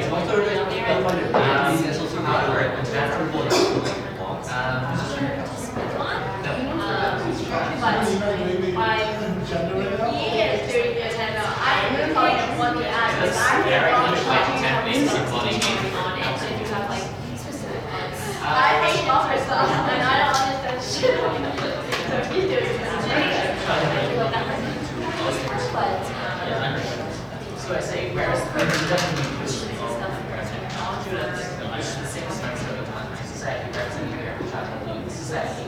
then Yeah, so some of the, I shared the, you guys put a link And so I shared out here. Yes. What the like on it? yeah. No, like there's like ESS meal page. okay, this Awesome. Yeah. Yes. They don't have Yeah, it's also not the, They don't have to exist. Not that I think that's a big deal. Well, okay, so this is a nice dressing bar. I'm not concerned, but I just thought about it after the fact. yeah, But, Wait, what? there was another one. I was like, oh, they were like, oh, like, something Awesome. No. I'm making kids. Can you send it to all society speakers as well? Or just like I will the share math society speaker? I will share with the council and board.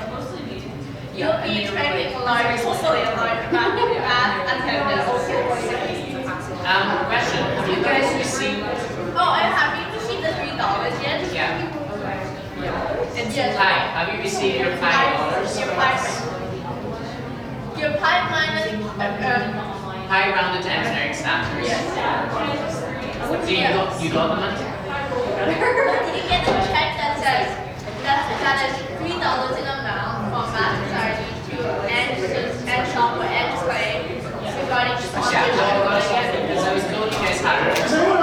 In the budget. It is in the budget, but I was talking to the person who wrote the play, and she was saying, or directs the play or something, she was saying that. Does anyone want the macro bars? Yeah. Oh. I'll just leave them here and you can come get them. They were made in the Bailey Center though, so. So like, have you received a sponsorship? Yeah. It better be there.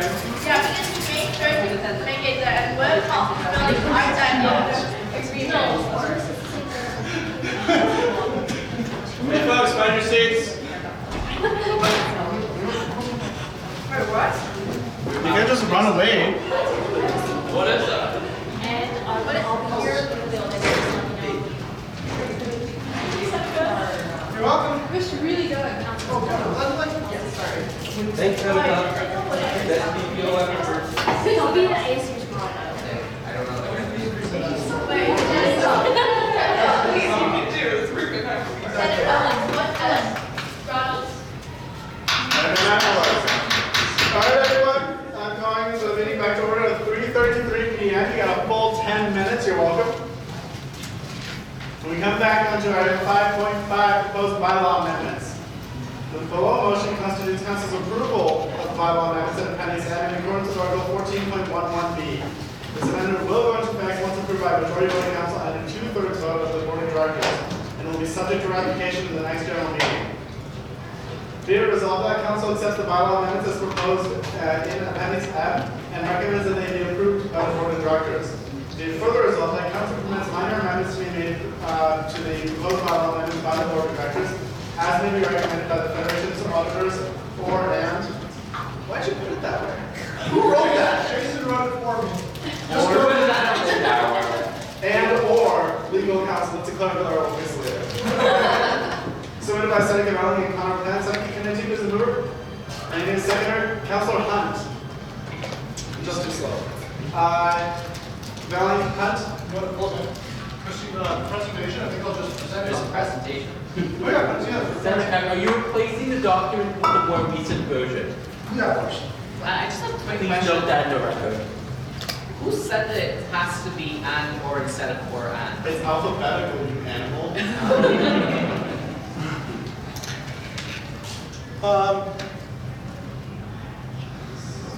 I send you a lot of emails. Yes, you do. 80% of them are confidential. I appreciate you pulling out your cable there. Which one? There we go. I had to go back, everyone needs to know Jason that. sent it. That's I had to go back 8 emails before I found You this. should have stuck with Jason. Jason sent it out. You got the estates in all 800. If it was Suzanne, it would be 800.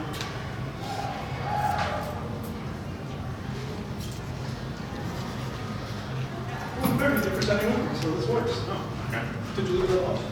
Yes. If anyone wants coffee, the downstairs office isn't locked. Okay, so what we're presenting is on a suite of amendments for mostly the new compliance, but also some other minor corollary things. Why are you giving me like sideways glances? I'm now concerned. Okay. Next slide, please. So as a bit of primer on the Not-for-Profit Corporations Act, we're going to go through a series of things on public benefit corporations. So if you don't mind, Michael, thank you. So currently, we're charged by the Board of Governors and the Provincial Secretary under the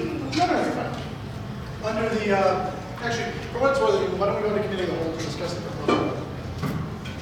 Then we don't have to take minutes. Sorry? You know about it. Sure. Okay. You don't have to take minutes on my presentation. We're regulated under the Corporations Act, which was passed, last amended in 1990. We're currently a Part 3 corporation under that Corporation Not Share Capital. In 2010, the provincial government adopted something called the Not-for-Profit Corporations Act, the ONCA, or ONCA, which has not yet been proclaimed by the government to be enforced, but elements of it have been piecemeal put into force under something called Bill 154, which has the most partisan name ever, the Cutting Unnecessary Red Tape Act, which allows the government to implement sections of ONCA changes and other changes for general amendments to OCA and ONCA regarding, and the associated regulations, suite of regulations. So a couple notes here. The ministry's website has highlighted that they're pushing to have a target of early 2020, which doesn't sound early to us now, but they're looking at having it for June, July is what we understand. And our lawyers have identified that they're actively pushing. Thank you, Michael. Well, if you not have that on the screen. I'm trying to make the taskbar happen. It's gone now. It is gone. Let's see if it goes back. Just click the presentation. It's usually the simple option. I know that's rich. So the other thing is our lawyers have generally advised that we get out ahead of this because the government is pretty aggressively pushing for ONCA implementation and has been now for a while. Next slide, please, Michael. So the ONCA lumps corporations that are not-for-profits into a couple categories. The first one is a public benefit corporation and a non-public benefit corporation. And then under public benefit corporations, you have things that are either charities or are non-charities. So charitable organizations, public benefit by default, don't have to worry about anything. Don't have to change their rules. However, non-charitable corporations now count as a public benefit corporation if they receive either more than $10,000 or a different amount prescribed from regulation, or if they get funding from federal, provincial, and or municipal governments or agencies of the broader public sector, which is very vague.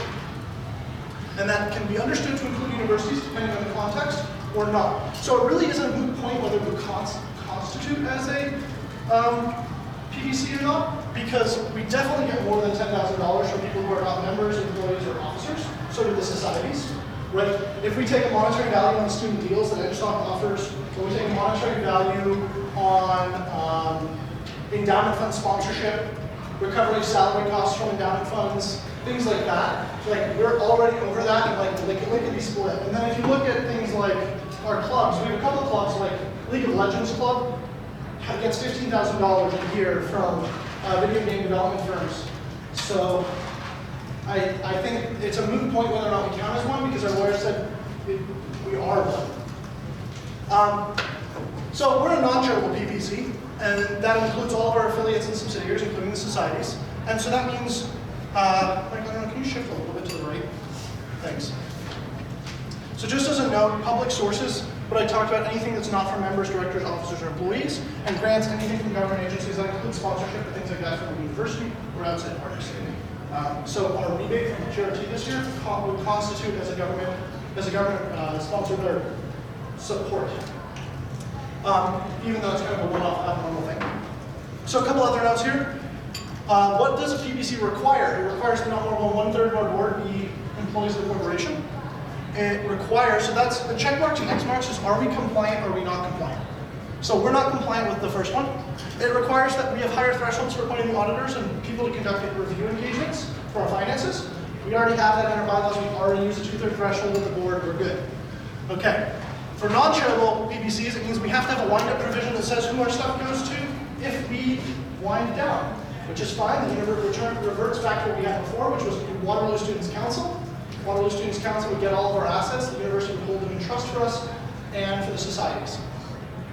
We have to have a number of, the number of directors and selection of directors is now differently regulated. So we have to have a minimum of 3. We're good.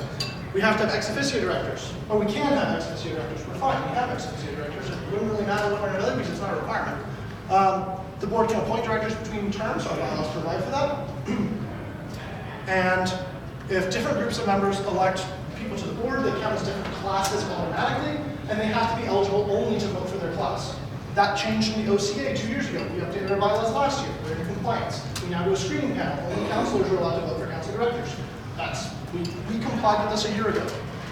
Different groups to elect members, directors don't need to be members. However, our constitution requires that our directors be members, so moot point, wasn't changing that, we're in compliance still. Maximum 4-year terms for directors, again, we don't have caps, but the law puts a cap on, no issue. We're in compliance. Staggering of terms is permitted. We don't currently stagger our terms, that's not a non-compliance thing, that's just something we don't currently do. Removal by a majority vote for members or delegates. We have that, we implemented that last year because the OCA was also updated to implement this portion of ONCA under Bill 154 last year. And directors have to consent in writing before taking office. Great, we do that because we put the screening panel in place last year. Next slide, please. So, conclusions from this, recommended and not recommended options. We're going to be undoubtedly a PBC. So we can either avoid becoming a PBC altogether, which would be disruptive. Some examples of that disruption are we would turn down all sponsorship and discontinue relationships with endowment funds. That would be us, societies, clubs, anyone else. We would prohibit societies, clubs, services, and programming from receiving sponsorship, donations, discounts, or anything of the sort. And we would have to change how our fees are collected through UW potentially. None of those things are good options, so we said we're not going to do that. We're going to go with the alternative, which is to embrace our new status as a public benefit corporation, not to put the onus on students and the societies and other student groups, and to figure out how we restructure accordingly to comply with the least amount of disruption for everybody else. And the answer to that is we adjust the composition of our board of directors. We reduce some of the risks imposed by the general meetings by reducing the number of general meetings per year, which coincidentally also helps us from a financial position because we can't afford to run it anymore, and reduce barriers to participating in the board of directors. And that's what we're going to be presenting about today, how we are adapting to this to minimize disruption for everybody else. When I say everyone else, I mean for our societies, I mean for our clubs, I mean for other student groups. We're going to try to have all the disruption be internal and not reflected on all the bodies and students we support. So here's how we're going to adapt.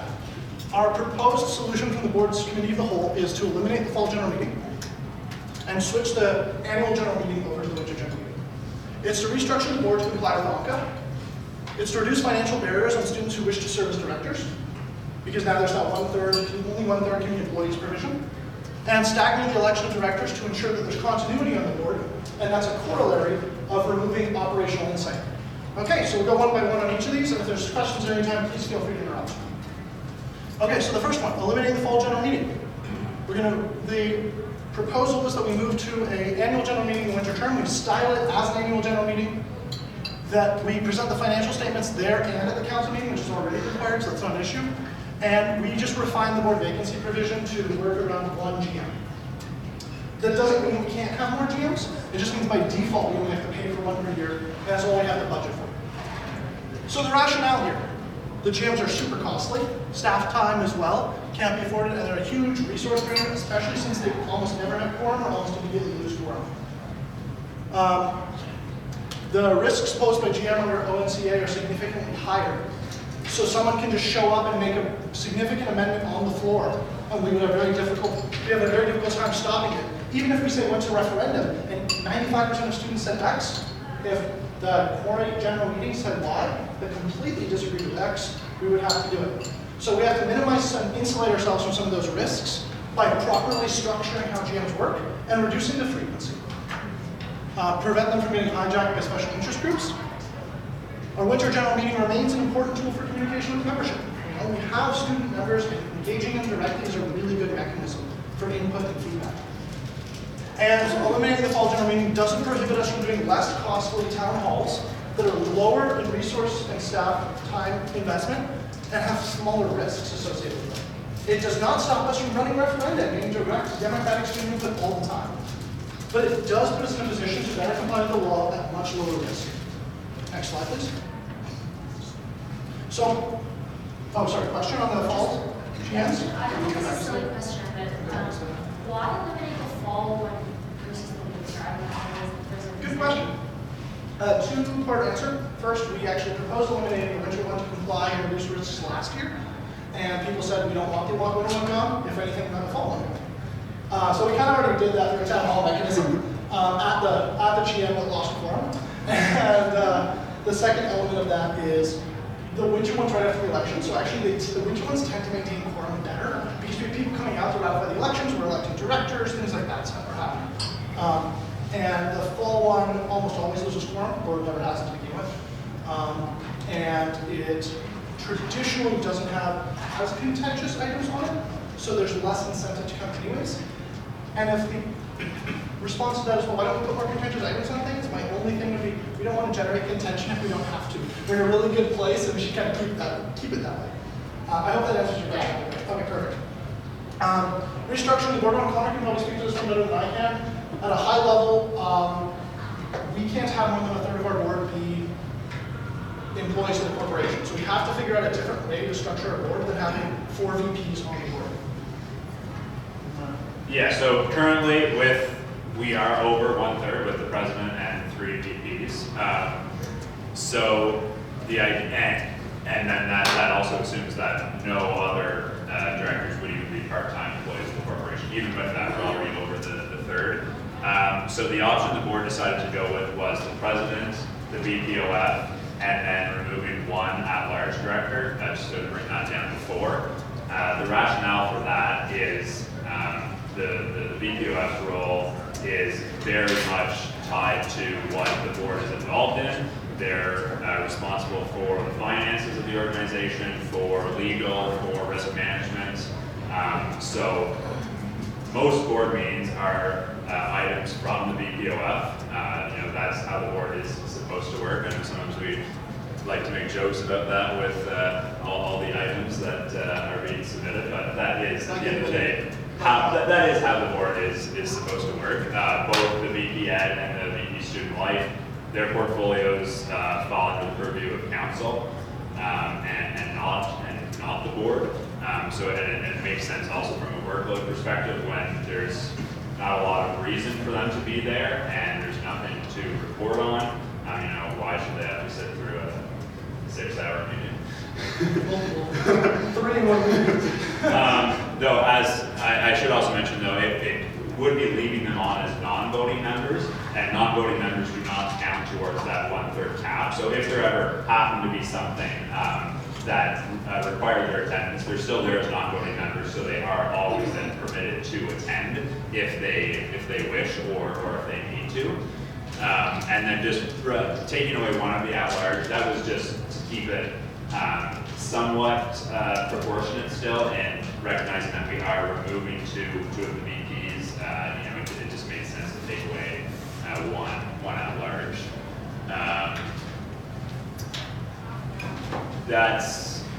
I think that covers that pretty well. Are there any questions on that?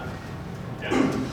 So what happened in the worst case scenario? Yeah. What happened in the worst case scenario when we have, let's say, all the board at-large members who work part-time with Musa? How do we choose who gets to sit on the board of directors? Sorry. So let's say all the 4 at-large members are working part-time with Musa for the past year. How do we choose who has to quit their job to sit on the board now? Basically, all of them, or the board internally has to come to a consensus and. Like that scenario would not be able to happen. Yeah, that's why we have a screening process too, right? Because part of that is to assess, can someone be there? But to your point, you bring up a salient one that is, you basically create a situation where you have to be well off financially to serve on the board of directors, which means a A lot of students can't, and so it's exclusionary. So the way we get around that is the last item, which we'll get to in just a minute, is we are introducing the capacity for council to give directors honorarium, but not a requirement that directors get. So council could, if they wanted to, under the procedure change or bylaw change we're proposing, then introduce honorarium, but there's no obligation on council to do it.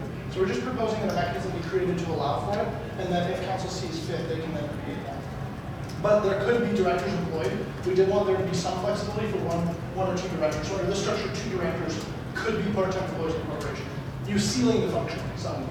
So, my question, I was like, I know we have a screening panel and who will make sure that this doesn't happen.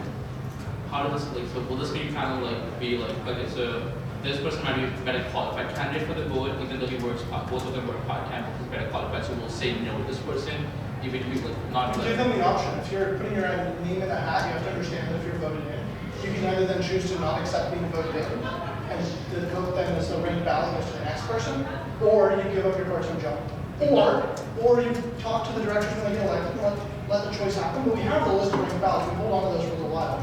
So if someone does need to resign or change stuff up, there's capacity for it. We're also looking at with our lawyers right now whether or not we could pay directors hourly for their time as directors, not as employees in other capacities within the board, but as directors.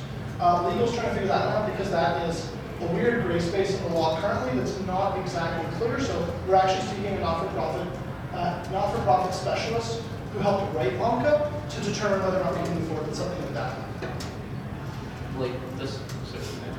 Yang first. Okay. This is not really answering my question. Is let's say if more directors get elected to be on the director of part-time workers, why does so out of those they have to figure out who gets to quit their job, or does the board make that decision in the end? Like who figures out who's going to quit their job? Right now, we don't have the means to do, like, right now there's zero procedure on how this works.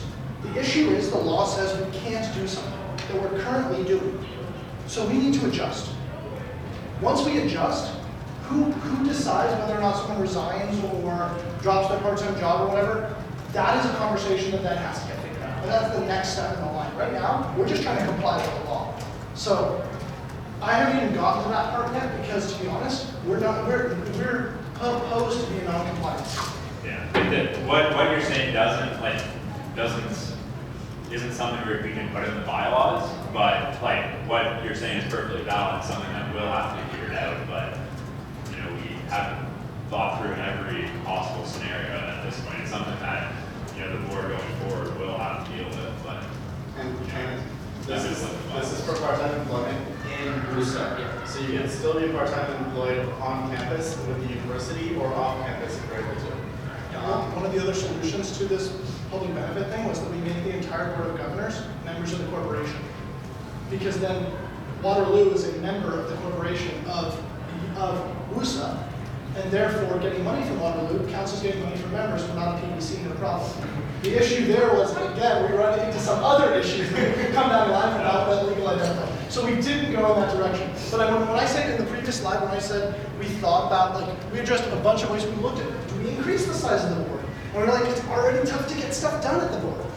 You know? Like, so there was a lot of consideration on how do we do this with the least amount of impact on students? And this was, of the options available, there was not a great one, but this was the best route we had to choose from. I think is, I don't know, the other directors who were in the room at that time could probably add perspective on that one, but. Yeah. So the 1/3 requirement, is that for all members of the board or just the voting members of the board? voting members, yeah, non-voting do not count. So in that case, there's 8 voting members, correct? Correct. And 2 of them are already employees. Correct. Second misspoke, it should be 1, and it's a ceiling function. The president of the BPOF. You don't round down, you seal it in. Right, so then if you got a 3rd person who is a part-time employee. It's only 1, not It's 2. only 1, not 2. But that's already over a 1/3, is it not? No, because you're sealing the 1/3. So you can, in a board of 8 people, you can have up to 3. Who are members of You can't have like a 6th person, or a 4th of a person, so. So yeah, you get the whole person, essentially. Thank God. Sure. Yeah, no, sorry, we're just chopping up a few arms. The last part here, to kind of ameliorate some of the issues that arise from basically telling people you have to have enough money that you can choose not to work as a student. The way to get around that is to offer directors honoraria. Now, it doesn't mean we have to. We're putting that in council's ballpark. Directors were very conscious of the fact that if they give themselves honoraria, one, that looks bad. Two, it can't come into effect until the year after anyhow. Three, it's better to have students elected, directly elected representatives make that call. And so this isn't giving directors honoraria, it's creating the conditions under which honoraria could be issued. And that's an important distinction. Because if council still feels, well, too bad, you need to, yes, you have to have money, it sucks that the law put us in that position, but we still think directors should be a volunteer job, then that's council's choice to make at the end of the day. But this opens us up to the possibility of reducing those financial barriers that are current bylaw does not even allow us to begin to reduce those financial pressures, and that puts many directors in a really tough spot. We have directors currently on board that worked for us. We have former directors that worked for us. We have former directors that worked for us and for other places, right? Like that's now that AVP requirement that you can't be an AVP and a director takes a whole new level of meaning, right? You can't work at Turnkey, you can't work at News Books, you can't work at Language. It becomes really challenging except for one person to do it. So we're trying to find means to support as much as possible. So what we've proposed here in the last one is that council determine procedures for issuance of honoraria, the eligibility for it. So do you have to attend every meeting of board or most meetings? Do you have to, if you sign up for committees, do you get a bigger honorarium or a smaller honorarium? Right? Like things like that. And then council, once per year, makes a vote as to yes, we're issuing honorariums, no, we're not issuing it to these people why. And if a director is removed from office, then they forfeit all their honoraria, notwithstanding any that's already been paid. And yeah, it's just to address that. The last bit here is to stagger the elections of directors. So something that was identified by our auditors and separately by our lawyers was that if we're removing operational insight from VPs on the board of directors, we're losing the ability to, some of the ability to understand nuance in the decisions that get made and how they impact implementation of things. And a strategic decision can be set, but how it's implemented can be very different. And so, if we're going to lose that, then what we should try to do is to preserve knowledge on the board and increase institutional memory. And so to that end, we've proposed staggering the election of directors in rotation so that you have 2 directors who are elected for 2-year terms, and then the next 2 you have 2 that are elected for 2 year terms. So they're always off cycle from one another, and you're only elected 2 a year. Conveniently also reduces the workload of the director screening panel, because as Connor can attest, this year has been a very long and arduous process to do for everyone. In the first year that we implement this, if these got voted on by the GM, it would be this year we elect 2 for 2 years, 2 for 1 year, and then it would proceed in a normal fashion after that. So we bridge it for 1 year. Are there questions on that before we proceed to governance process and next steps? Okay, great. So the next steps for what this looks like. The board duly considered the item and recommended, the board's committee of the whole recommended it to council for consideration and consent. If council considers the item and if it makes any further amendments to the items and consents to the items, then they go to the board of directors. So if council finds it advisable and consents, it goes to the board of directors for approval. The board will be approving this evening in that case. If council doesn't, then I think we'll still be doing it tonight for other purposes, but then it goes to the winter GM to be ratified as a constitutional amendment, and then the GM can, or the GM can delegate and devolve out that power to expressly authorize it under Robert's rules, and those are kind of the options. It either gets ratified or within that, and it's ratified at a later time. But that's that. All right, so I'm hearing from Seneca a motion to enter committee of the whole. Can I get a second for that? Seconded by Councilor Schwartz. Any discussion? All those in favor of entering committee of the whole to discuss the bylaw amendments and the presentation you just saw? Any opposed? Seconder was Matthew Schwartz. If you guys don't need me, I'm going to go back to my seat and we can just sitting down. Thanks. One stand aside. And any abstentions? What Would anyone like their vote noted? Okay, motion carries. We're now in committee of the whole. Who wants to speak on this?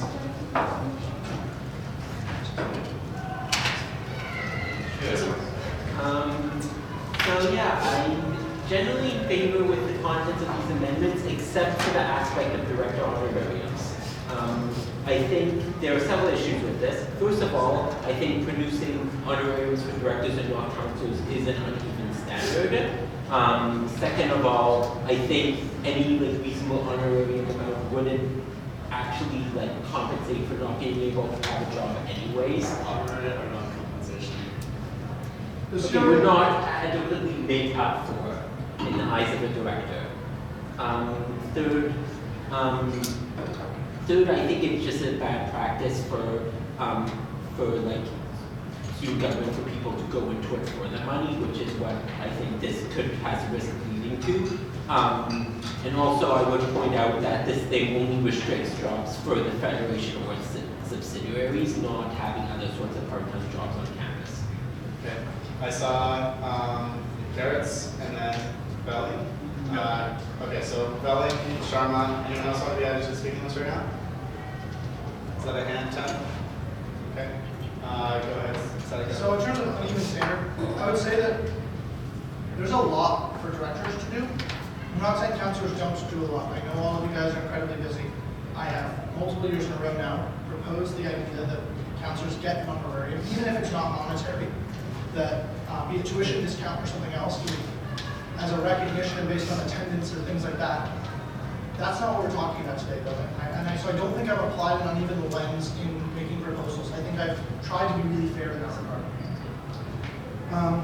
And I think directors, in terms of the level of responsibility that they have, being different than counselors and being a legal responsibility, changes the nature of what we're rewarding, right? The honorarium also, in terms of it doesn't make up for it, the CRA limits on honorarium are high. Like, council's limits have been imposed rather arbitrarily. So we've chosen to put them in certain places. That doesn't mean they have to stay there. Right? You can also tie them to attendance, and you can tie them to committee engagements and similar. So I think there's value in it from that approach. I also think it's important that we reduce financial barriers to allow every student to participate. If we position ourselves so that only students who are financially well off can be a director, we also massively limit the pool of eligible applicants to serve on the board. And it's shown time and time again that diverser boards make better decisions.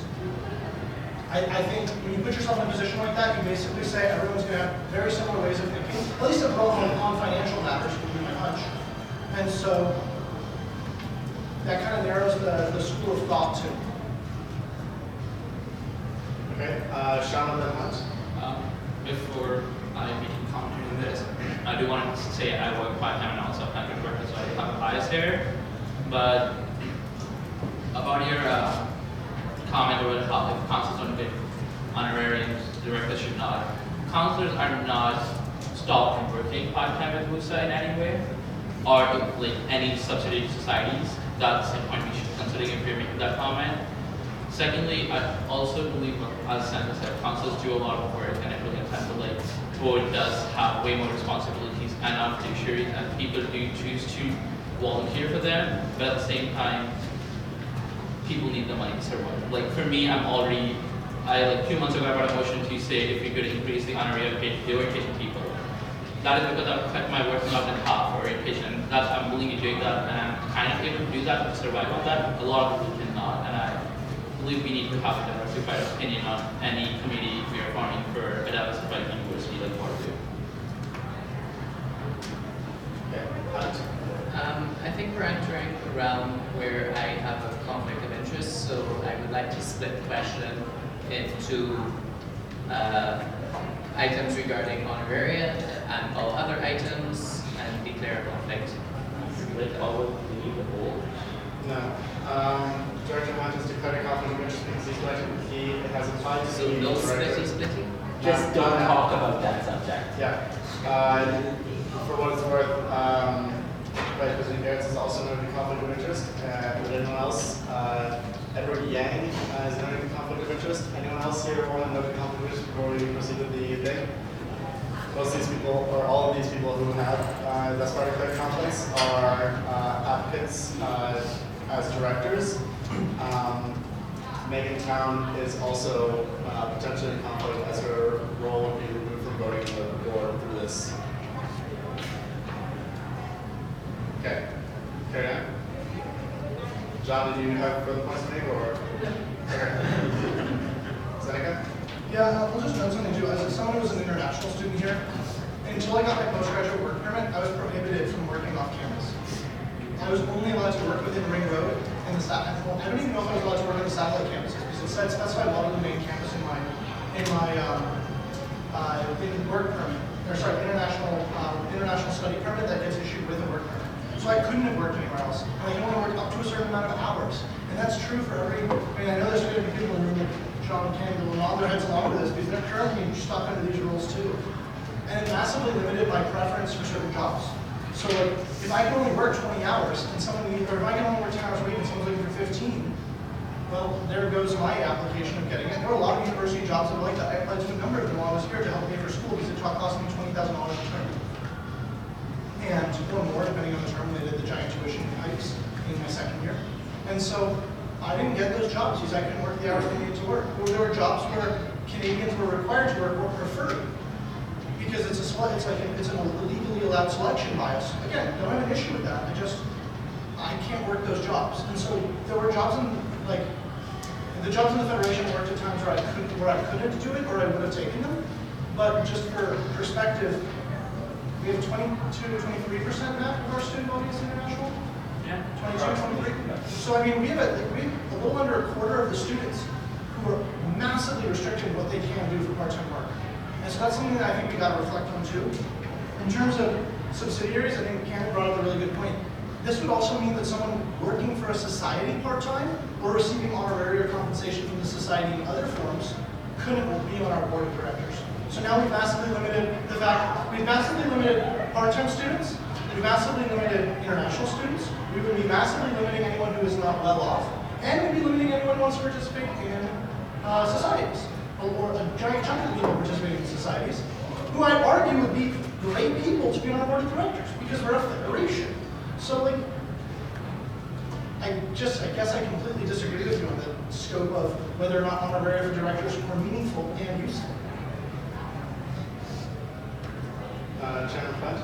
I just wanted to address the one point on the concern that this could lead to just people going in it for the money. I don't see that happening, considering the work of the director screening panel, and especially considering the course of action we just took in striking that line from the procedure where the panel will be issuing the candidates that are recommended for the board to the general meeting. If someone, if they're objectively evaluating the candidates, they're going to be figuring out who the best ones are, and someone that is not qualified and just doing it, because there's now a salary tied to it is probably going to be screened out pretty quickly, and their lack of qualifications would be noted. And then as well to that, typically honorarias, it would be up to the council to set any of that amount, but an honorary is not typically exact compensation for the hours worked. It's usually more something along the lines of, just a thank you for what you did in the role, but if you actually, broke it down on the hourly rate, it's not, compensation for hours worked in any of the honoraries we currently give out, like the other service coordinators or the officers of council or the board. It's if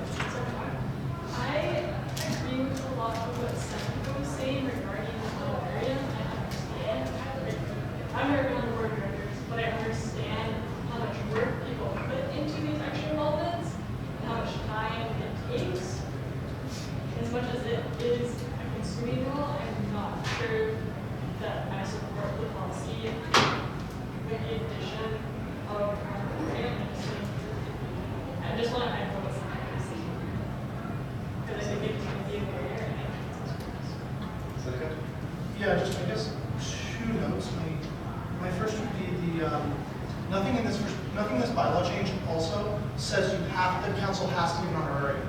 It says council can. It removes a barrier, it does not set a requirement. So if we remove the barrier and council said, no, we like this artificial barrier, council can keep it.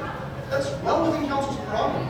Either by failing to put a procedure in place to regulate it, thereby preventing it from being enforced, or by deciding that they're not going to expressly approve the honorarium. Like, council could still say no. That's the way we structured it, was that it removes a barrier, it doesn't actually require the payment.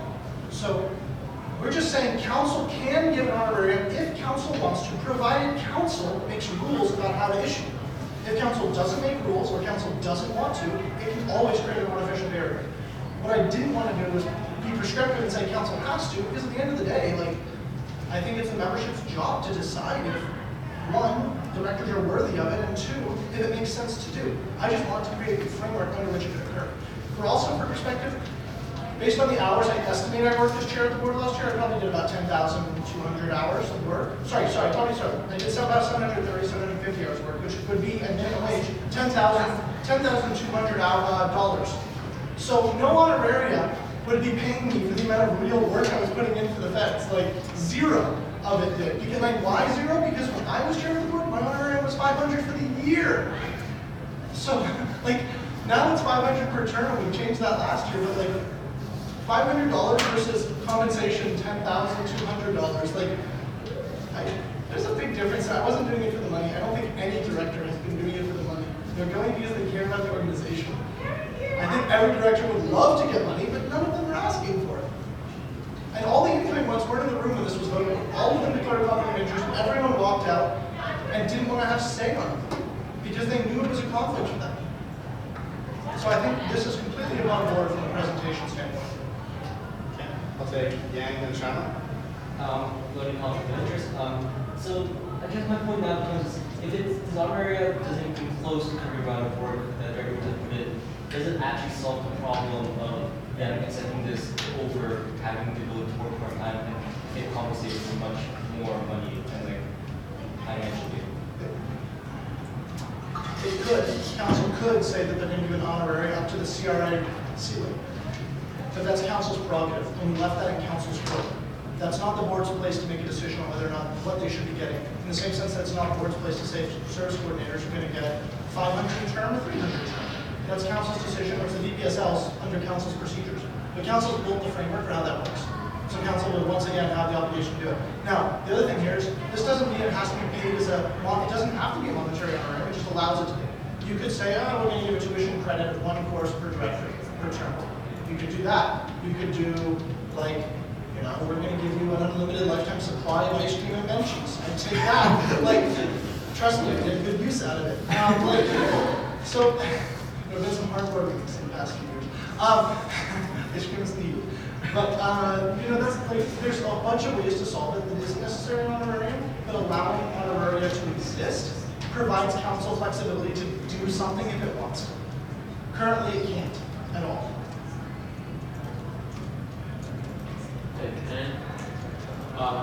Just following up on the second conversation point was like, it only restricts people who work in a visa and not university. I've worked for a visa since my wife became about 20, nearly 2 years now. After spending those years, this is the time I was promoted to a new position, and I don't think it's easy for me to transfer to that position outside of visa right now, because not only have to find a new job, but to figure out, like, are they willing to pay the same rate? Are they willing to accommodate my schedule, which visa really does, like my exam schedules or my class schedules. A lot of the off-campus don't really do that that well, so we have to consider if we're restricting people from working in visa, how would that affect, even if they can't find a job outside of visa? I understand that, like, when I work part-time in a year, I earn around 12K, that's the amount of hours I'm working every year part-time, so, and like, I cannot survive without that. That is the thing, like, I cannot pay my rent, I cannot pay for my food, as a master's student, that amount really helps me. President McGee? I think, I don't know, can't just, you're talking as if being a director is like a job and you're going there for work money. Like, I agree, it's a lot of work, it is the work of the job, but at the end of the day, it's also a volunteer position and you choose to sign up for that. So I think having the ability to give honorariums is like a good idea, but I don't think we should equate that into an annuity that you might not get paid when you were doing it with a super volunteer for the organization. And then as student leaders, this is what we choose to get involved in. If we chose to get involved on a sports team or a design team, like it's the same kind of thing, we get paid for that. So I think it's like important, like in some discussion, but I don't think we should be incorporating volunteer positions to fill the jobs. I'll take Yang, then Hunt, then Sharma. I think the difference is in this case, you're not just giving like the hours of your license, you're also giving the opportunity and like the ability to work part-time after the so I think this really is, that's the restriction that this director. Not looking at the idea of payment, but rather at the idea of job versus volunteer. I would rather look at this as a job because you have a fiduciary responsibility as a director. It's not like I can say, I don't really want to come to the next meeting, I'm just a volunteer, I'm not going to come, I'm legally required to go. The law says you must be there. I can't just say, I'm a volunteer, I don't want to go to the general meeting. No, I got to be there. There's certain responsibilities attributed by the law, and I look at it that way. Thank you. Sharma, then Belling. John, Edward, pretty much everyone. Okay, Belling. I was going to say, if the corporation gets sued, directors are the ones who are on the lawsuit. So we're getting personally sued for our actions, right? We're personally liable for our actions. Yeah, the corporation protects us, but that's something to consider here too. It's like, if a counselor introduces a motion and it's binding the corporation that makes us do something that's bad, we're the ones who are on the hook for it, the counselor isn't. So. Is there anyone else who wants to speak? I have about different topics. Okay, because I was just going to say, it seems like there's an awful lot of discussion about direct honoraria, so I was assuming that the council is very much okay with everything else, but we can start with Jason and work our way around on other topics as well. So yeah, I just have two fairly simple questions. First one, in the subject of directors staggering. Obviously for this year, there's going to be a mix of 1 year and 2 year seats, but after that, would it ever be possible for someone who only has 1 year left to graduation to apply to the board? Yes, they would just resign after 1 year. And you would fill the seats in normal procedures? Through the bylaw provision. Yeah, vacancies, I mean. Yes. Yeah. I would say it's very similar to how the Senate works now for undergrads. It's not uncommon to see a fourth year take a seat and then resign after 1 year. And then my second question was about like executive voting rules. I'm just wondering what was the reason that the board decided to shift BPOF back into a voting position? I would say it's like that was one option of removing all three, yes. But the BPOF's role has a lot of overlap with the board, and their knowledge and advice on legal compliance matters, on financial matters is very important, and so we just felt it was important that they retain that vote on the board for those reasons. Okay, thank you. I just also want to note for that part, I specifically noted to the board and offered up my seat first. I was not going to offer anyone else's before my own. And so I proposed in the initial version that I not have a vote either. And that's what I suggested to the board of directors. So for what it's worth to council. Okay. Does anybody have commentary on other portions of the bylaw amendments? Edward, I saw you kind of shake your hand. So, okay, I'm going to speak to the composition of the board of directors. Previously, it was 5 at-large members and 4 executive and 2 council. With the changes, it's now shifted to 2 exec, 2 councilors, and 4 at-large. I'm just wondering about where people are coming from. Like now we have 50% student council-related people, 50% at-large members versus before it was like 60-40% split. Well, actually, before it was all the executives and the councilors, so 6 to 4. 6 to Now, yeah, sorry, 6 to 5. Now it's 4 to 4. Right. So it's better representation than before. If you're looking at it that way, but with the reduction of the VP seats, the board did consider reducing the number of allied representatives as well as a corollary to that. The reason I'm shaking is that I wasn't sure this was a good thing or issue at all. Sean? So I know this is a one-time thing that's gonna happen, but how are we gonna decide for this year which director gets one for a 2-year director position, which director gets one for 1-year director position? Did you want to? Yeah, the director candidate screening panel considered discussion as did the board of directors, and the result that most people found most palatable or favorable was that normally the councillor elections run first, and then all the leftover councillor candidates are eligible for election at large because they're also at-large members. So we would have the councillors run first, all the spillover into a 2-year position, and then into a 1-year position finally, with the assumption that people would view 1-year position as the least favorable. But the screening panel, through Connor, I think, is going to be reaching out to all the candidates soon and asking them whether they want to serve a 1-year or a 2-year term, so they can explicitly choose that 1-year term first if they want.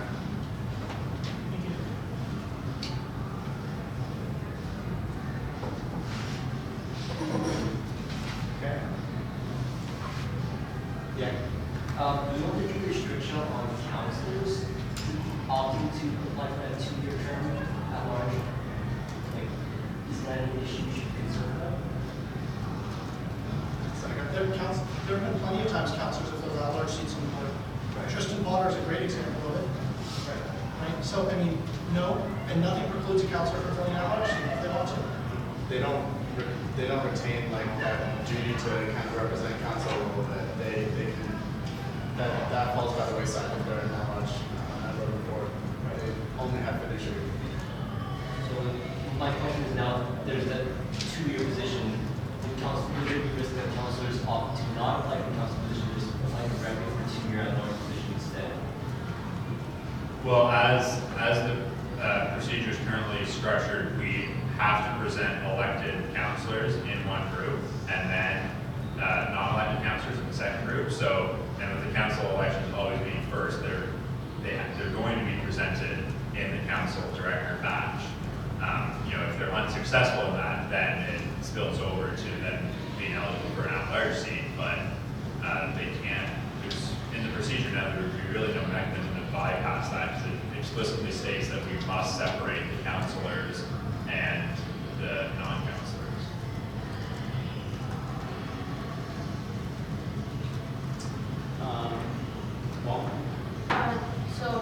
I guess my question might not relate to the motion I had out of curiosity. If we were to change into the new structure, if we were to change the new structure, are societies required to make appropriate changes in their governance bodies? Second, if so, are those changes reflected on the proposed new memorandum of understanding? Ina, just to be clear, are you suggesting that the society boards are fiduciary bodies? Sorry? Are you suggesting that the society bodies are fiduciary, or the society boards are fiduciary bodies? I don't know, I just wonder like how are societies supposed to function through this transition? They're not. There's only one board in the Federation of Students University of Oregon, and it's the one that we're talking about right now. No problem. Then I withdraw my questions. Thank you. So just to be explicitly clear, societies will not have to change anything about the operations. That's part of the reason too on like getting ahead of things like this is so that societies also can accept sponsorship, run student deal programs, things like that. So no, the changes proposed minimize as much as possible the impact for everyone else, really limit it to these kind of essential items that are the board's issues to worry about. Okay. Okay. Any further questions? Or commentary, discussion? Seeing none, I'm going to ask that we exit committee of the whole. Does anybody want to bring with us any recommendations? I don't think that we landed on anything as being recommendable, but we can go back into the official portion of the meeting and then discuss it further if you want. So can I get a motion to exit committee of the whole? Ken and Sharma? Can I get a seconder? Edward Yang. Any discussion on exiting committee of the whole? Seeing none, we'll move to a vote. All those in favor? Any opposed? Abstaining? Okay, motion carries with one abstention. We're no longer in committee of the whole. And we're back on to 5.5 proposed bylaw amendments. Is there any further discussion on this? Senator, can I ask you to formally move to amend to replace with the new version of the bylaw amendments? Sure, I move to amend the motion on the floor to consider the board committee of the whole adopted bylaw changes. Okay, can I get a second for that item? Deputy Speaker Small. Is there any discussion on this item? Seeing none, we'll move to a vote. Can I get all those in favor of the amendment? Any opposed? And any abstaining? Okay, the motion carries unanimously. And we're back up to the main motion as amended, which is all the board's committee of the whole recommended items as have been shared with the council.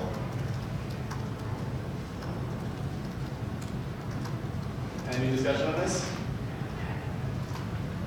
Okay. Seeing no discussion, we'll move to a vote. Can I get all those in favor of the motion as amended?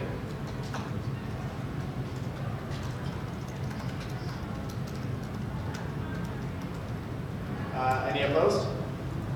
And all those abstaining? Okay. Would anyone like to vote noted? Hunt, Sharma, Yang, and Garrett's noted an abstention, and the motion carries. And we move on to 5.6. Yeah. Good for you guys. We move on to item 5.6, restructuring of the Sustainable Campus Initiative. Be it resolved that Council accepts the report in Appendix N regarding the restructuring of the Sustainable Campus Initiative, and be it further resolved that the VP Student Life be tasked with the implementation of the report's recommendations, including drafting any necessary procedural changes to be approved by Council. Submitted by Amanda Fitzpatrick. Can I take you as the mover? Okay, and the seconder for this item? President Dack seconds. You want to introduce it? Sure. I know I brought this up at the last council meeting, and we already had quite a bit of discussion about the item, but pretty much Cy has introduced a proposal asking for the wind down of the service, and in the proposal, if you've had a chance to look at it, pretty much they outlined that they want the wind down of the service to be done by the end of this term, and for next term, we will be moving towards more of a project-based sustainability initiative. So instead of having a full service, what we're going to do is their main two things that they've been doing currently have been their secondhand clothing drive and campus compost. So those are each going to become projects on campus instead of being a service. So those two things will be continued. One of the main reasons why this came about was after the creation of the sustainability office, one of the big parts of Cy's mission was completed because that was one of the reasons why we didn't have that service. So once the office was created, they realized that the other things that they needed to do can really just fit best as projects. And then for the other advocacy initiatives that we won't be able to have without the service, we'll be creating a commissioner under the BPOF portfolio. So that'll be working under the BPOF, so we'll be able to work with our businesses as well as doing greater advocacy on campus. Okay, President Dack, would you like to speak on this? Okay, is there any discussion on this? Deputy Speaker Small, then Sharma. Go ahead. Yeah, I was just wondering if you could, in general terms, comment about the financial impacts of implementing this, particularly with the replacing of service commissioners, service coordinators with the commissioner.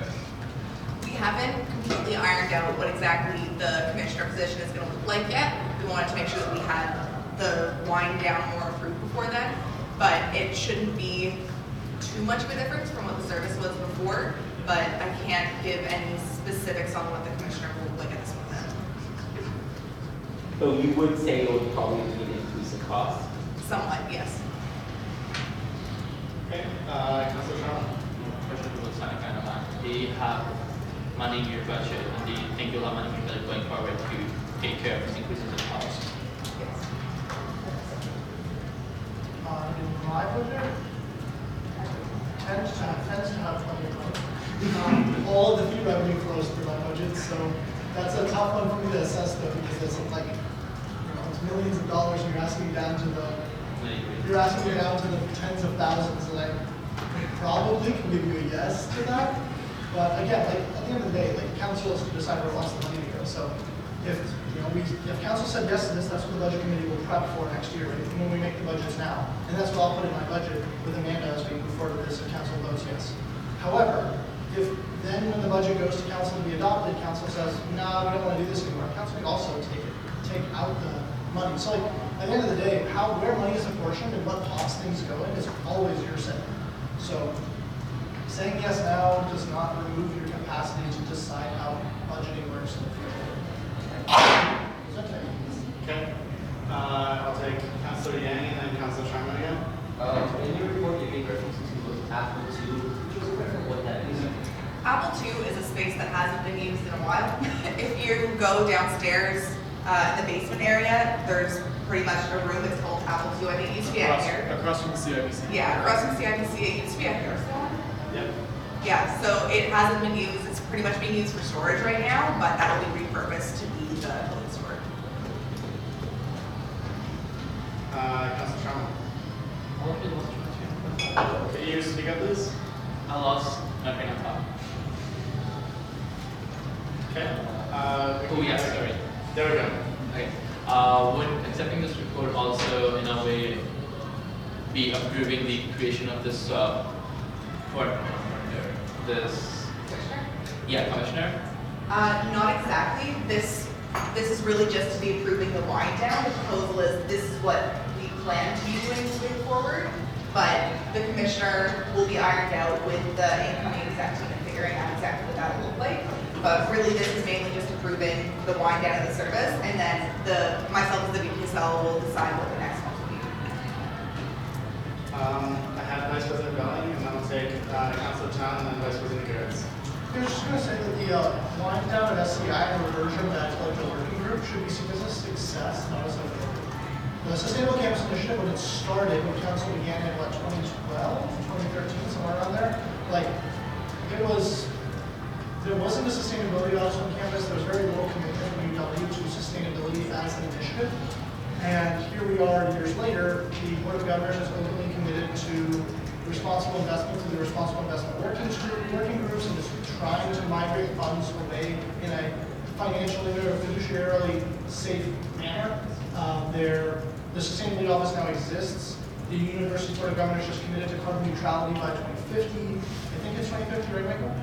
2050? Like, so, I mean, I'd say SCI's the major things SCI want to achieve, most of them have been done excellently. This service has fulfilled its mandate to its completed purpose. The working groups are being kept because, to be honest, they're the part of the service that makes money, and students seem to really like them when we run them. The holiday sale always gets a ton of people out, so there's no reason not to do something like that if it's popular and is not a massive loss for the organization. This service has done a good job, and I just want that to be reflected in the minutes and our consideration of the proposal. Yeah, just a very quick thing to add on, just for anyone that doesn't have this understanding about services. Our goal with the services is to eventually offload them or wind them down. The reason why we have services on campus is to fill the gap that the university isn't currently covering. So because Sustainable Campus Initiative was able to create a sustainability office on campus, they've now completed their mission and we're able to wind down the service because effectively the university is saying that we now understand that sustainability is important, so now we're finally going to do our job.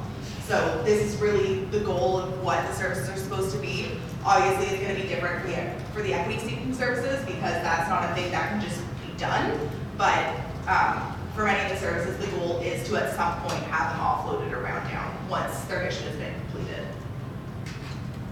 Councillor Chan and Vice President Garretts. Yes, just briefly on behalf of the incoming executive team, Abby is currently developing the job description for the AVP sustainability role. So if you do have thoughts on that, please feel free to reach out to myself or her on that. Vice President Garretts. And I was just going to give Kenan the insight that executive under the bylaws have the ability to unilaterally create a commission, which is why it doesn't necessarily. any funding to that, yes, which goes through budget committee and back to the council in general. And in fact, council put in procedure that if the commissioners aren't ratified, or if the commission isn't considered and notified the council, then the budget committee is not allowed to budget for it at all. So, if this hadn't come here, they wouldn't have been able to plan for it. Income means they wouldn't be able to plan for it at all. Thank you.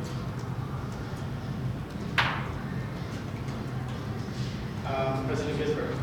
Do you see this wind down as reducing the involvement that students can take in sustainability initiatives on campus? I would answer and say no. One of our big things has been in talks with the Sustainability Office. One of the reasons why, I'm trying to think of how to say this. We've been trying to get this wind down to happen for a while, and one of the reasons why the Sustainability Office was pushing back against it a bit was because they didn't want to lose that student involvement, and that was one of the main reasons why they wanted us to keep the service running.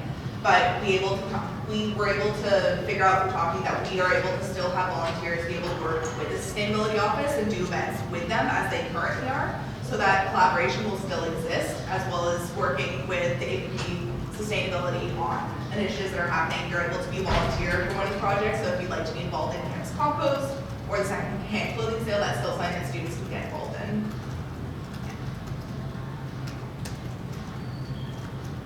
Okay. If there's no more discussion on this item, I'll move to a vote. On item 5.6, restructuring of the Sustainable Campus Initiative. Can I get all those in favor?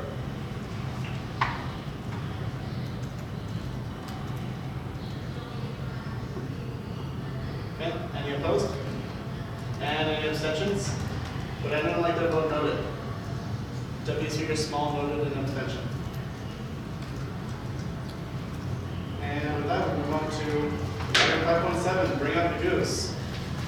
Whereas Council declared on March 25th, 2018 that a goose shall serve as the embodiment of the collective identity and brand of the Federation, whereas the same mascot created an ad hoc waterfowl mascot committee to name, design, and style a mascot, whereas the committee was originally given a mandate of 1 year, which was subsequently extended to last through to April 2020. Whereas this committee has at no point made any indication to council that it has even started, let alone completed any of its assigned tasks, and whereas not getting anything done is a poor embodiment for a student association. Be it resolved that council requests that the chair or vice chair of the Waterfowl Mascot Committee come to the April 5th meeting of council, preferably dressed as a goose, to compellingly present the committee's vision for the goose mascot, and be it further resolved that if the aforementioned presentation does not occur or is unsatisfactorily compelling, in the opinion of the councilors present, council revokes its prior mascot designation and dissolves the Waterfowl Mascot Committee submitted by Jason Small. Can I take as the mover? Yes. Okay. Can I get a second with Vice President Garrett's? Would you speak to it? I think it speaks for itself. I would like to ask one question, then a second question, and perhaps move an amendment as a result of the answer. Okay. Question one, who is the chair and who is the vice chair of the committee? The chair is the president, vice chair is Jennifer Gillen. Question two, in the opinion of the chair, is there enough time, based on however often you've met already, to create what you would consider a sufficiently compelling case for a mascot by the April submission deadline and submit it to the council? For a mascot or for the committee's work? Because the mascot has already been established by the council. Sorry, for the committee's work. Okay, for the committee's work, we are soon approving our terms of reference. Yes. I would like to move to amend the be it resolved statements of the motion to read, be it resolved that council dissolves the Waterfowl Mascot Committee. Okay. So we have a motion being presented. Can I get a second for the motion to replace the two current resolutions with the single resolution? Be it resolved that the Students' Council dissolves the Waterfowl Mascot Committee. Seconded by President Lindstrom Humphreys. Do you have anything further to it? I think the intention with creating this committee was to do some substantial, possibly marketing-oriented consultation to try and figure out how such a mascot would manifest in terms of presentation, how it would be used, what felt appropriate, knowing that marketing doesn't have that bandwidth, and knowing that I don't believe the committee has met many times, if at all, at this point. Once, 4 times. Wow. I was more surprising than I expected. That it's probably just prudent to save the extra work of trying to get a proposal together, considering that I don't think a substantial amount of one would be ready. I would also ask council's permission to let Michael speak to this in a substantive matter, considering that maybe he could bring a viewpoint, either one way or the other, on my amendment, which is a surprise amendment to him as well, whether he supports it or not. Does the council need to speak? Thumbs up? Okay, I have all thumbs down, but generally 2 thumbs down. Generally yeses? Okay. So when I found out that I had to chair this committee again, I was really mad. I don't think, when we started the year, I brought the committee together and I laid out a plan for how we could approach doing consultations and develop or do student submissions for the development of what the Goose mascot might look like and a few other things, but the committee members were unable to commit to timelines or it seemed to really commit to doing any work for them, so I was unable to actually substantially advance the committee's work. We got held up a little bit of the fact that one of the committee members in particular didn't really actually want to be on the committee and just memed about it. And that committee member is no longer with us. That committee member is not on the committee anymore. This is proper phrasing.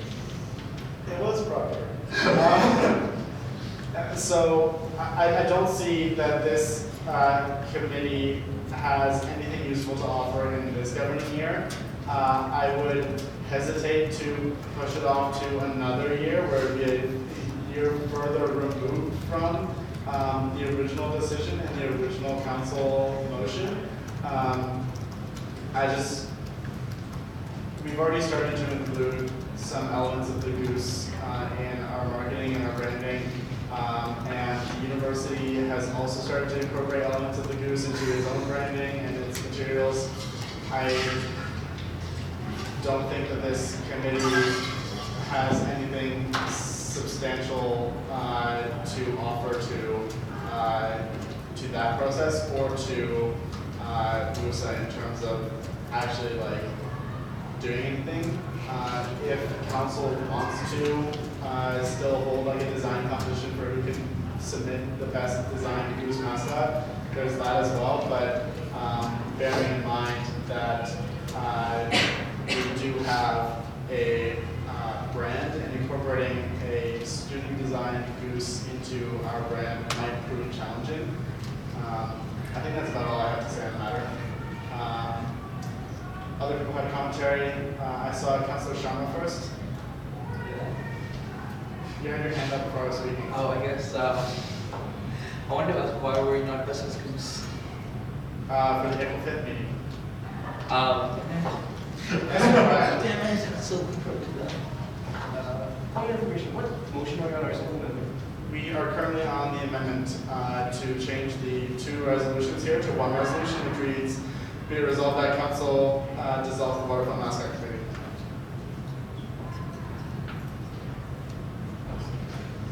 Okay. Is there any further discussion on the amendment presented? I got a second before, right? Perfect. Right. All right. So I'm going to move to a vote on the amendment. Can I see all those in favor of the amendment proposed to strike the 2 resolutions and to use a single resolution be resolved that council dissolves the waterfowl mascot committee?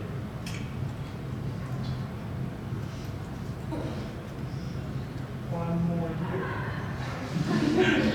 So I'll have you removed from council. Just start my vote again. Any opposed? It's worth it. Any abstaining? You submitted. Yeah. Would anyone like their vote noted on the amendment? Okay, the amendment passes with one abstention. We are back onto the main motion as amended. All these whereases lead to be it resolved that council dissolves the Waterfowl Mascot Committee. Is there any discussion on this? Sorry, can you scroll up to the previous page? I lost my agenda. You lost your Yep.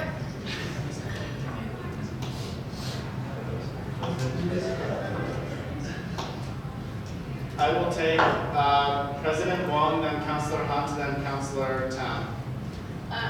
So, since we are just dissolving the committee, and then I'm asking this to you as chair, well, like no longer chair, but like, and so when do you think that we will be able to have the designs submitted? Or see some type of design for the final mascot? For in terms of this plan? Like when can we get to see the mascot design or whatever logo or whatever stuff? It's not going to happen if dissolved. If dissolved. If dissolved, that's probably not going to happen unless you're looking at the goose designs on Goose's marketing. That is just like being developed kind of internally based on the grant guidelines. If you do not dissolve this committee, I would anticipate that it would take the entirety of next year. You'll probably start seeing designs sometime around December, January. Okay. I had Hunt, Town, then I'll take Bellin. So I'd still like to see the chair of this committee that we just dissolved. Okay. I'd still like to see the chair of this committee come dressed as a goose. Yes. If you provide me a costume, I'll wear it, John. Town. I searched it for about 5 minutes and did not have much success finding a costume. I am wondering if the first whereas statement is now contradictory to the spirit of the resolution of the motion. And I'm wondering what council thinks about the marketing direction of the goose in general. Like as Michael mentioned, the marketing department has been incorporating the goose into some aspects of Goose's branding, and that is something that council could provide direction on as long as the president ensures that it's cogent with Goose's branding guidelines.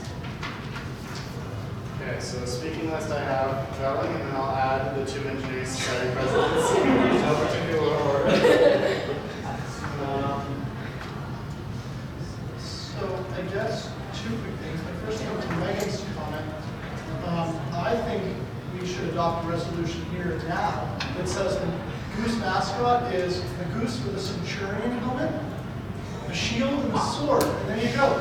You've got centurion goose, foot soldier, Roman legionnaire. Do the NSHAC presidents have anything more about that?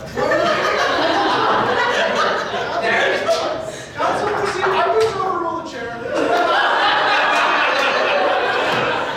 Sorry, Seneca, you're speaking. You can't do that. I move to overrule the chair. Out of order. I'm slow.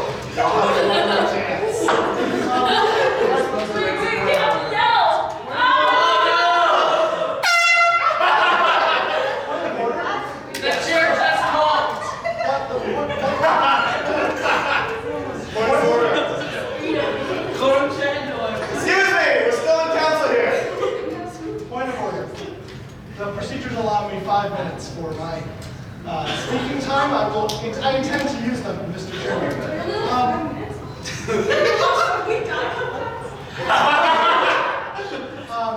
I will note that if the event that the goose costumes cost is prohibited, council could move a special resolution on the appropriations of funds that would go to the board for consideration in order for the speaker/president to dress as a goose. We need to. Sorry, I had the NSHAC presidents next on the speaking list. There is Nope, I'm already taking the president. Overrule the chair. So the question was what our thoughts were on incorporating goose branding. Okay. I personally, the goose is kind of unique. incorporating it into an official organization, just in my opinion, will make people just be in the organization. So I think incorporating small amounts of the goose is probably fine in certain contexts, but I think staying away from the goose probably adds to the professionalism of USA, and adding more and more geese may hinder it. I echo what Ellen says. You're already memed a lot as an organization, and I don't think adding more geese is going to help. But no, in all seriousness, like the goose is something that has like ties to Waterloo culture. However, I don't think it's worth spending that much energy on like this committee to make it actually happen. Small amounts, clearly all G and H. If it gets too overpowering, people are going to be like, what in the world is going on? And also, I don't know if sports teams want to wear a goose on their jerseys. I don't know if that was considered.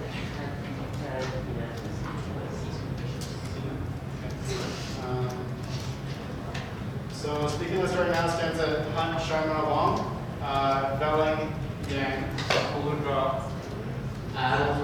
So direction from council would be great if budget committee were to allocate funds for a mascot. So if we were to get direction from council, that would be great. So I would support a motion being brought to say what kind of costume we would be purchasing as a mascot. Sorry. So next on the speaking list I have Wong. So speaking of great point bringing up mascots. So with the help of Matthew, we have discovered a costume that would be very appropriate based on the discussion at hand. Jason, would you please present it? Yeah. And then so. No, it's not on. Come on, you sent me. That looks better. So,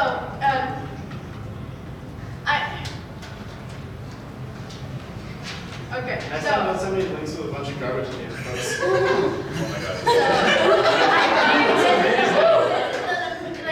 Once again, all due to Matthew's hard work. This is a great costume to represent the goose that we see on campus, the Canadian goose. And sure, the price seems very high. However, with the appropriate distribution among our 6 societies as well as a share from USA, it would be. I think it is available for us to purchase. And I know that. Excuse me, I'm gonna have to cut you off because you're straying a little bit far from the Sorry. topic at hand. No, okay, on top of the meat, sorry, back to the meat and like the use of goose.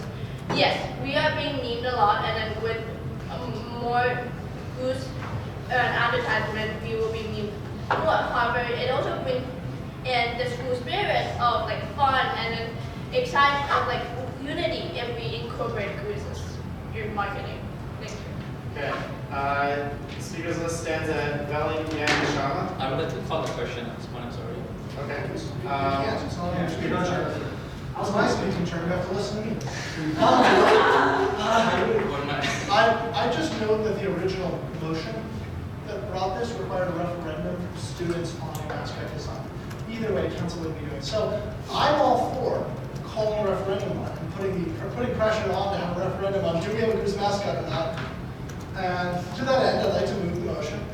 Resolved, council calls a referendum for the spring 2020 term on whether or not a goose should be the mascot of the University of Waterloo. That's what the motion that went to council last time was for a University of Waterloo mascot, and I would like to make that motion, so I so move. So we are dealing with the motion on the floor. You want to add it as a resolution? Yes. Okay. So you want to add the further resolve that council call a referendum for spring to be conducted in spring 2020 on whether or not a goose should be the mascot of the University of Waterloo. Wait, point of information. Can we have two, is it possible for a reason to have 2 mascots, like one unofficial, one official mascot? we'll deal with that later.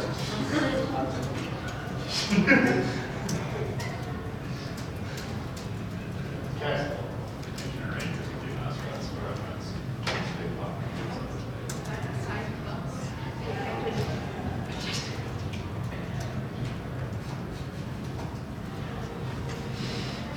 so the amendment being proposed is be further resolved that Council Call referendum be conducted in the spring 2020 term on whether the university should have a goose mascot.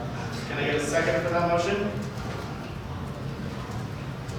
Someone with smells. So nobody is seconding this. Damn it.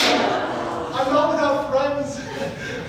Okay, so the motion has been seconded by President Wong. Senator, you already spoke to it when you made the motion. So Wong, do you want to speak to the motion? It'd be great to have the university culture represented with Okay, thank you. I saw President Nikki first, and I'll take Councilor Chong, and then Councilor Chong. So I don't think I was on this council when the original motion came, so I don't think I have a full understanding of the background of the want for a goose mascot. But I think if we're going to hold a referendum for a mascot, in efforts to create more of a community on campus, I think a mascot is something we can all rally around, and having students maybe propose different mascot ideas and vote on that would be a better use of our time than just a yes or no to a goose. I think holding a referendum for something like a goose mascot is something we have to really get 100% sure about, because I think we want people to take referendums seriously in the future for when we need a referendum for an important issue. So I think we should all keep that in mind when deciding whether we want to go through the energy of holding a referendum for this. Can I direct response? Sure. Just to provide context to your initial question, at the time when this motion was arisen, the only people on council that are still here now is myself and Seneca, and both of us are going to be gone after this month, which is kind of why I pushed this, because I kind of wanted to bury this issue before we're all gone. Very much as they say. Yeah. I had Sharma, Town, Small, Garrett's. Anybody else want to be added to the speaking list? Yang, and I think I'll cut it off there. Just a small comment, we should also be considering the amount of marketing resources that goes into holding a referendum. And we already know our marketing department is overworked. So that is something we should consider when we're thinking about the referendum. I could be wrong. So I don't think we have enough resources, or we should be spending whatever small amount of resources we have on something. I don't want to start meaningless, but at the point it is meaningless to hold a referendum right now about this. Okay, Town, Small, Yang. I am against the motion on the floor. I do not think that we should be holding a referendum, particularly with such a rash decision in order to call it. I do agree that there is a lack of community at the University of Waterloo, and a mascot or maybe a goose mascot might be the way to go. But I don't think that this is the process we should be taking to get there. I'd like to yield the rest of my speaking time to Abby if she has anything to add. Yeah, when I think about having the goose as our mascot, I quickly think, well, we're the Warriors, and I don't know how that's going to change anything. I don't know what a goose has to do with a warrior, even with Seneca's comment about giving it a shield and a sword and a scarf and a hat. I think that if we want to create community on campus with the logo, like having the goose doesn't exactly do that, because we're further removing students from the Warrior brand and the name that we've given students who come to the university. So if we're about making community and using the goose to make community, we're not actually doing that, in my opinion. Okay, next up, Small. I never put myself on this. And I guess I'll take Yang and with John Humphreys and then end this. I continue with that. Okay. I would like to call a question. Point of order. Yeah. Was the speaking order followed there? Yes. I had McGee, Charlottetown, Small, Yang, with Humphreys. I was at some point after Sharma. Oh, okay. You would have been the Small, so I skipped you. Let's go back to you. I will be speaking against this motion. Just quite briefly, I think that a referendum is a particularly large undertaking, especially when there isn't even a mock design that is prepared. I think that there are other priorities that I would hope that the organization and that our executive would focus on in the spring term. I don't know that this is something that, in my mind, would top the list. I know others might have separate opinions. I think we already have a motion saying that the goose is kind of emblematic of the council, kind of a spiritual symbol, if you will.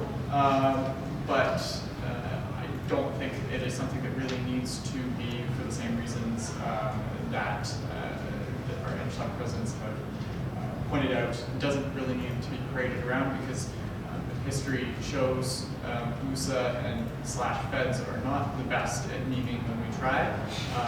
And I have similar concerns around potentially backfiring.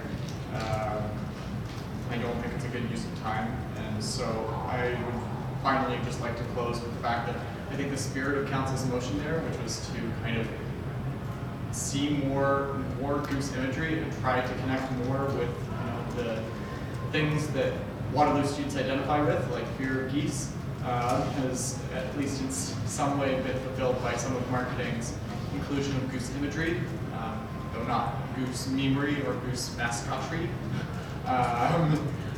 In what it does is kind of shown that council's voice has been listened to, at least in some principled way, if not down to the letter. But as we've seen this committee not really be a priority, as we've seen, I think around the table, not a lot of enthusiasm mixed enthusiasm for an actual mascot. I think it just makes the most sense to vote it down and focus on other things. Thank you. Having exhausted the speaking list, I'm going to move on to voting on the amendment. The amendment, if you'll recall, is for be it was further resolved that council call a referendum to be conducted in the spring 2020 term for whether or not the university should have a goose mascot. Can I get all those in favor of the proposed amendment? Can I get all those opposed? Any abstentions? Would anyone like their votes noted? Fitzpatrick, Sharma, Humphries, McGee, and Tate noted in opposition. And Small. So once again, the two unshot presidents, Abigail Tate and Jason Small. Also Amanda. Yeah, sure. You should write across Amanda. Abigail, Ellen, and Delaney. So Amanda, Cannon, Abigail, Delaney, and Jason. And Ellen.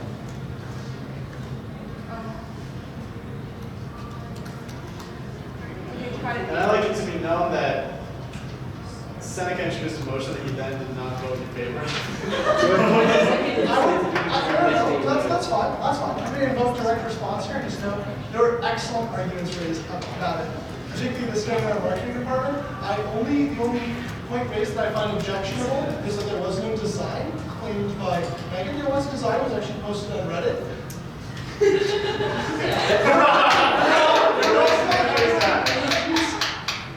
We're back into the main speaking order.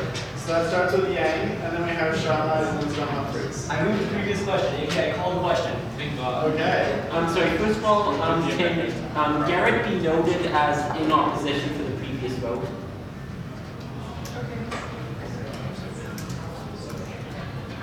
All right, we have a motion to call the question.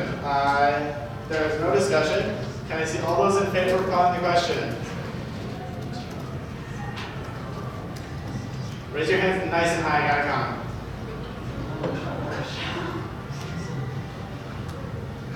Okay, all those opposed to calling the question? Any abstaining? Okay, would anyone like their vote noted? Motion carries. We are now calling the previous question, which is the amended motion that reads all the whereas statements as presented, and then be it resolved that the council dissolves the Waterfowl Mascot Committee. All those in favor?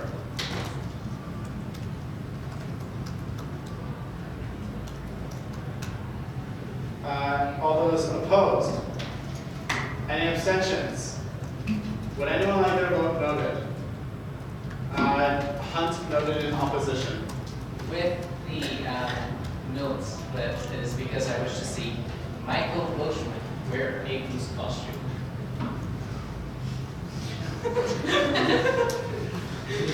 John, if you buy it for me, I'll wear it. Like, it's not the first time I've done something ridiculous in council. Alright. With that, we have exhausted our orders of the day, and we move on to new business. Any councillor may raise any item of concern during new business by proposing a motion or topic of discussion. A two-thirds majority vote is required for consideration of the item to proceed. I'll take Vice President Fitzpatrick. This is very quick. I do not want to keep you longer than you want to be here. Just to show you guys what the what the coordinator compensation proposal looked like. I did send that over to Michael. If you could pull that up there. Yep. So can we just quickly see that there's a 2/3 support for this item proceeding by show of hands? Okay, there is. You want to show me the coordinator? Compensation proposal for the GM.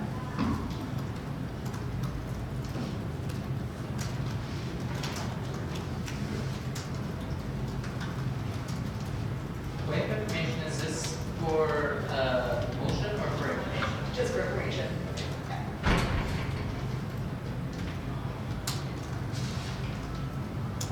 Good. Exactly. If people want a chance to just read over the proposal up here, let us know when to. Do you want to do an introduction and like explain as I go through? Yeah, sure. Pretty much as a background, there have been a lot of barriers to service coordinators being able to, or many barriers to students being able to become a service coordinator, and one of the main ones is it being an uncompensated volunteer role. Right now, there's a $500 honorarium provided to coordinators at the end of each term. However, this is a very small amount, and it's really not, like as we know, honorariums aren't compensation. So this is a very big barrier for a lot of coordinators, specifically because the amount of hours required to do these jobs means that you either need to choose between being a coordinator or having a part-time job, and if you decide to do them both at the same time, most people burn out very seriously. It's not something that you can do sustainably for a long period of time. Many people coordinate max 2 terms, maybe 3 depending on the person, but the return rate of coordinators is very low. We have a really hard time finding new coordinators. As a coordinator for the Glow Center, we never have coordinator applications. No one ever applies. I didn't apply to be coordinator like the 2 times that I was. The last time I was, that was the first time I ever applied. Almost every person that I know that has been a coordinator for Glow has been like put into that position because there were no other options. So there's a really big barrier to being in these roles because of the time commitment and lack of compensation.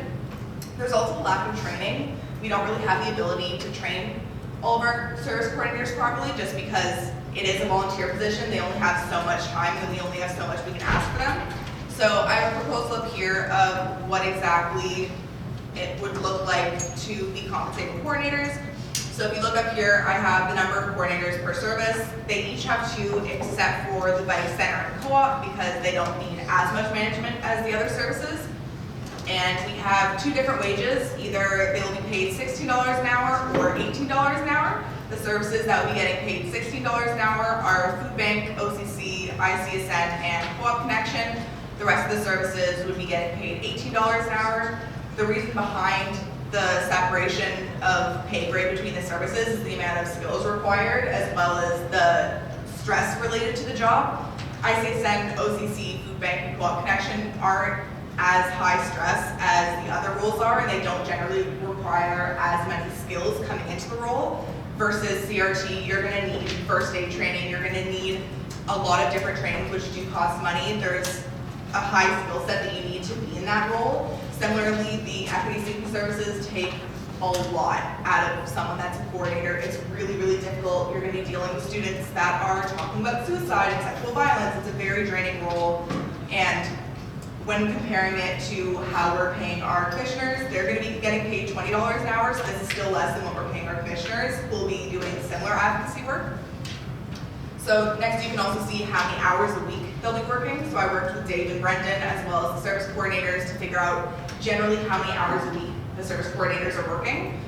So for the employee seeking services, you can see that most of them they're all entirely working 20 to 25 hours a week.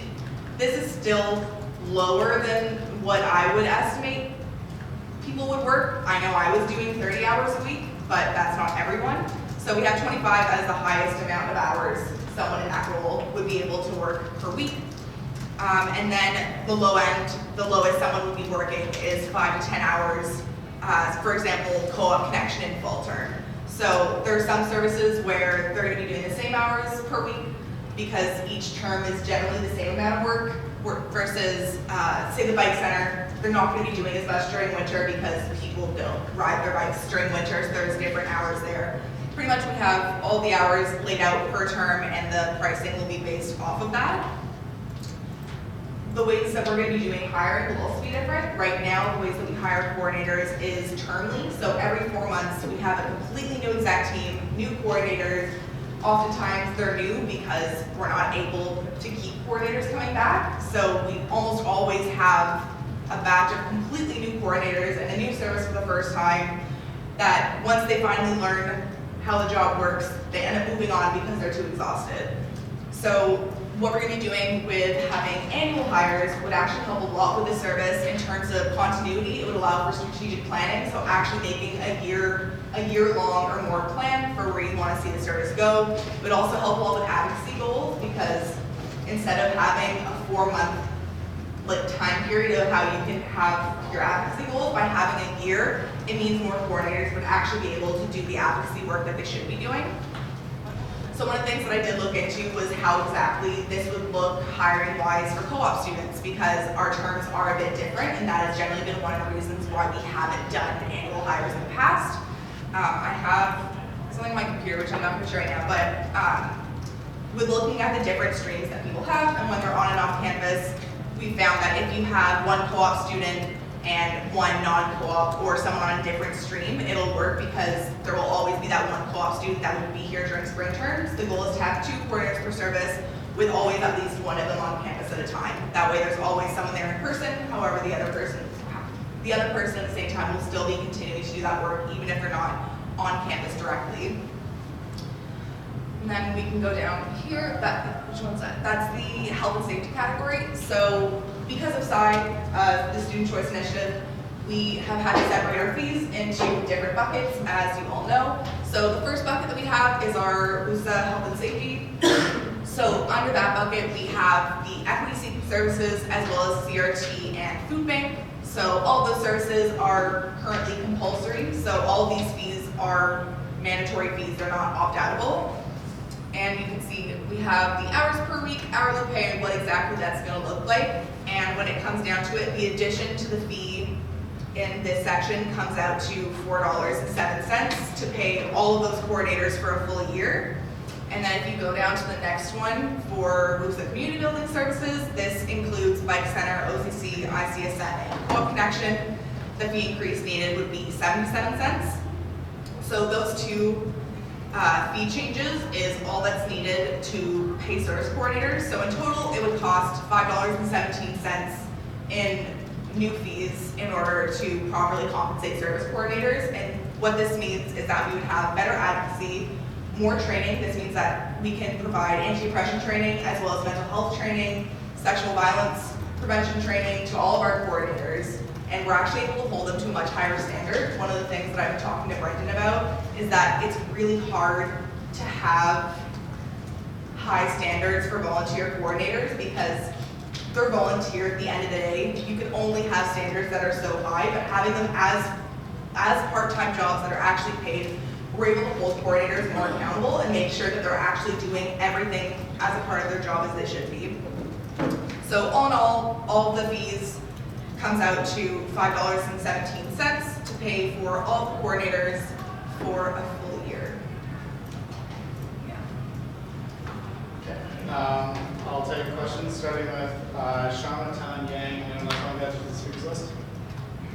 Okay, Shama. Starting with, first of all, I love that you're paying coordinators.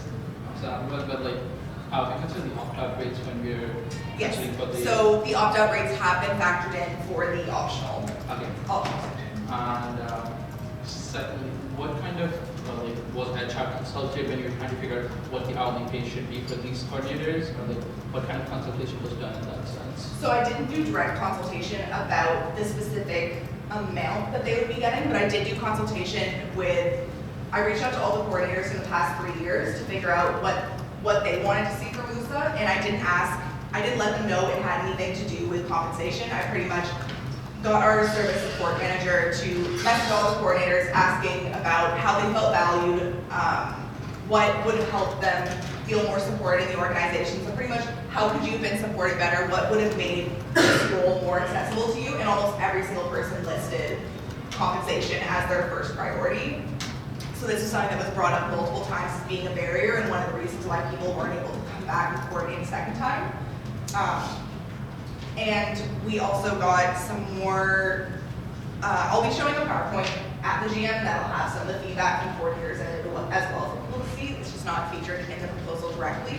But we did consultation in that area as well as talking to specific service coordinators from this term, as well as Brendan and Dave and other people in the department. My question was not consultation with the people who getting paid, but consultation on the HR side of things, taking party decide this is the pay that they should be getting instead of because let's say if I'm a person who's considering, oh, this might be something which I get paid for, I might inflate what I think I should get paid for, whereas from HR standpoint that might be different. Just did we cover legal basis on that side? That's what we did go through HR, but I also didn't have any of the coordinators involved in choosing the dollar amount. So they didn't have any say in that, so there wasn't bias coming from that area. The dollar amount was decided on by myself, Brendan, and Dave. But we didn't have HR involvement at this point. Should we have? That's my question.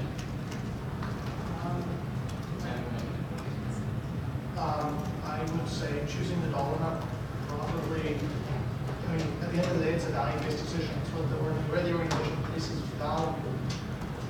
I will note the business would operate differently. We treat them differently too. We're actually moving from the full-time staff side to try to have the treatment of service units be different from business units because they really do candidates. One is a social enterprise and one is a service. It just gets tricky to have inequity there. So, but that's business, right? That's how things work. If Veggies books only generate so much dollars, if Veggies books only use so much of the dollars they generate to pay their staff, and so they adjust their cost of labor accordingly. This is out of the fees, so it's what members find advisable to adjust the fee. If they're willing to pay for it, then that's what we compensate. If they're not willing to pay for it, then we adjust the hours. Right? If the operator is 40% on the community building services, we would adjust the hours worked or figure out if we go max volunteer for those roles. Okay. Next, Tom Yang. Yeah, just an operational question. How will coordinators be reporting their hours? That'll probably be through Humanity like we have the rest of our part-time staff, I would assume. Okay. Yang. Are there any concerns with having the co-op commissioner fee lumped in with a fee that's non-co-op students days, especially considering that's a service that really only co-op students can access? Currently is paid for by all students. Yeah. And we also have co-op on campus has offered to be giving us more money for that service, so a majority of their budget already comes from co-op.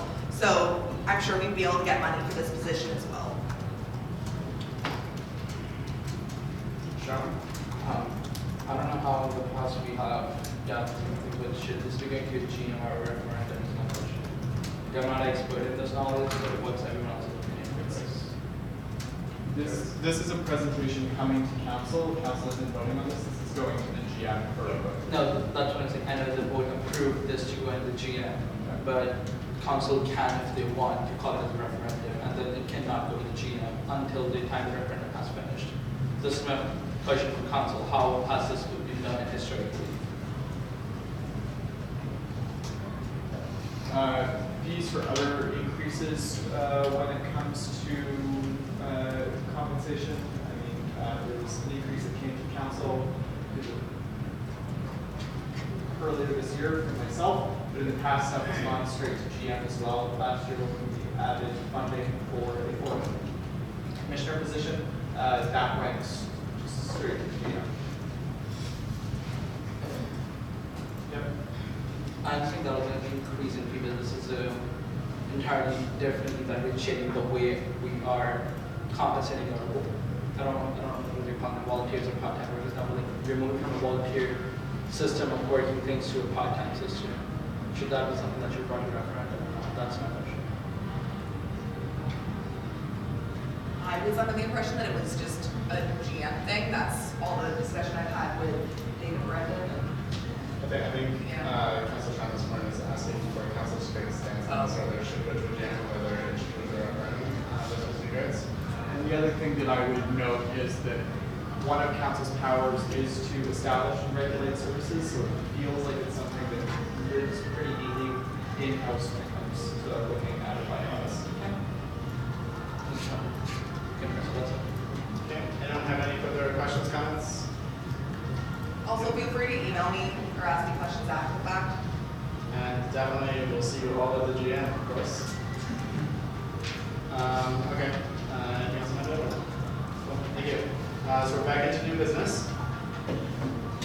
Deputy Speaker Small. Yes, Sorry. I would like to bring up an issue.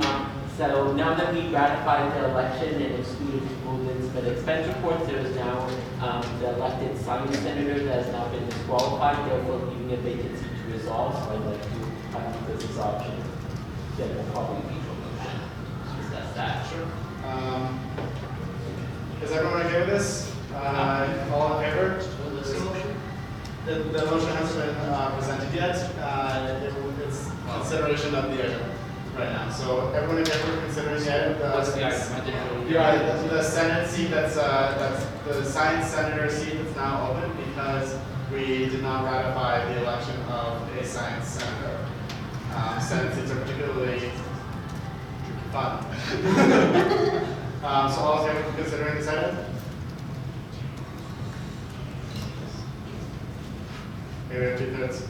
Okay, so just like to bring up several considerations here. One particularly tricky thing with Senate versus the rest is that it kind of needs to happen this month so that that person is able to end up on committees of Senate if he or she wants. Because that happens on an annual process that gets voted on at the April Senate meeting. So that makes timelines particularly tricky.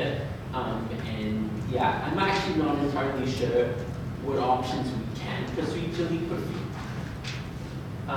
move on with. If anyone has insights, thoughts. Yeah, we're doing Senate bylaw 3 right now to make sure, but I know we could call the Senate by-election for, well, I mean, it's not actually a vacancy because it's a failure to fill, it's vacant by failure to fill, not a vacancy that would necessitate a by-election. The by-election section of Senate bylaw 3 is all about if someone resigns or becomes vacant during the year. I would propose an internal election. Basically, we put out applications saying who wants to be a science senator, and then we vote internally as council to put them in as senator for science on an interim basis. Because I think, like, especially from the time perspective, like, if you're running in a by-election in the spring term, it's really difficult for people who are on co-op or off term, which is most people, to participate. Like, I know you can vote online, but Garrett and Sean. I was wondering, was there anybody else who ran in this position, or was it theoretically a claim? No one else ran.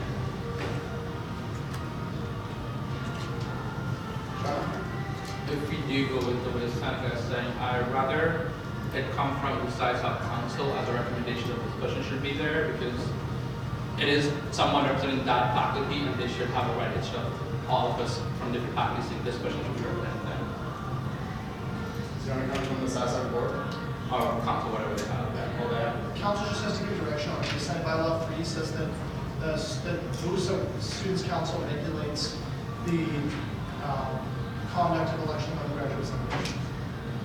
Sorry, is there a specific site in the act that says council explicitly? It says WUSA, and WUSA's bylaws delegate all elections to council procedures. And that's the Where first one. where in the bylaws is taking this? Sorry. Senate bylaw? Yeah, where? Literally in the election section. Yeah. It's B, A, B, C, D. Musa's just control F Musa. Well, sorry, because it specifically says election referendum procedure, which is a tricky thing, and if it means something outside our procedures. Well, the procedure includes the bylaw. Right? We have strict invocation of the bylaw and the procedure. Also, just as a note, there is a section of the by-elections here that says, when a seat is vacant because of the failure of a constituency to nominate any candidate to a contest, an election or by-election, that seat shall remain vacant until the next annual election, unless by petition requesting the by-election be signed and required that the number of members of that constituency concerned is received by the receiving officer, returning officer of the university. I was wondering, Jason, seeing as you moved this, did you have a suggestion for how to proceed, or were you simply hoping that not simply I've been trying to be, hoping- I've been in the back and forth with Senate, I'm not entirely sure. I moved it because it, like, I think something has to be approved. I mean, we've already done a by-election for another Senate seat this year, so the question is whether we can do another by-election. We can, it's like, but that's like the less preferable. It's resource intensive too.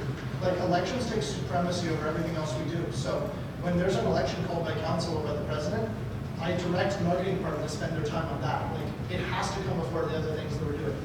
So like bear in mind, like that's what the procedures require. So bear that in mind. My suggestion would be like if council's comfortable with it, that we do an internal election and then make that a recommendation to the university secretary. And so, and say, look, the seat was vacant.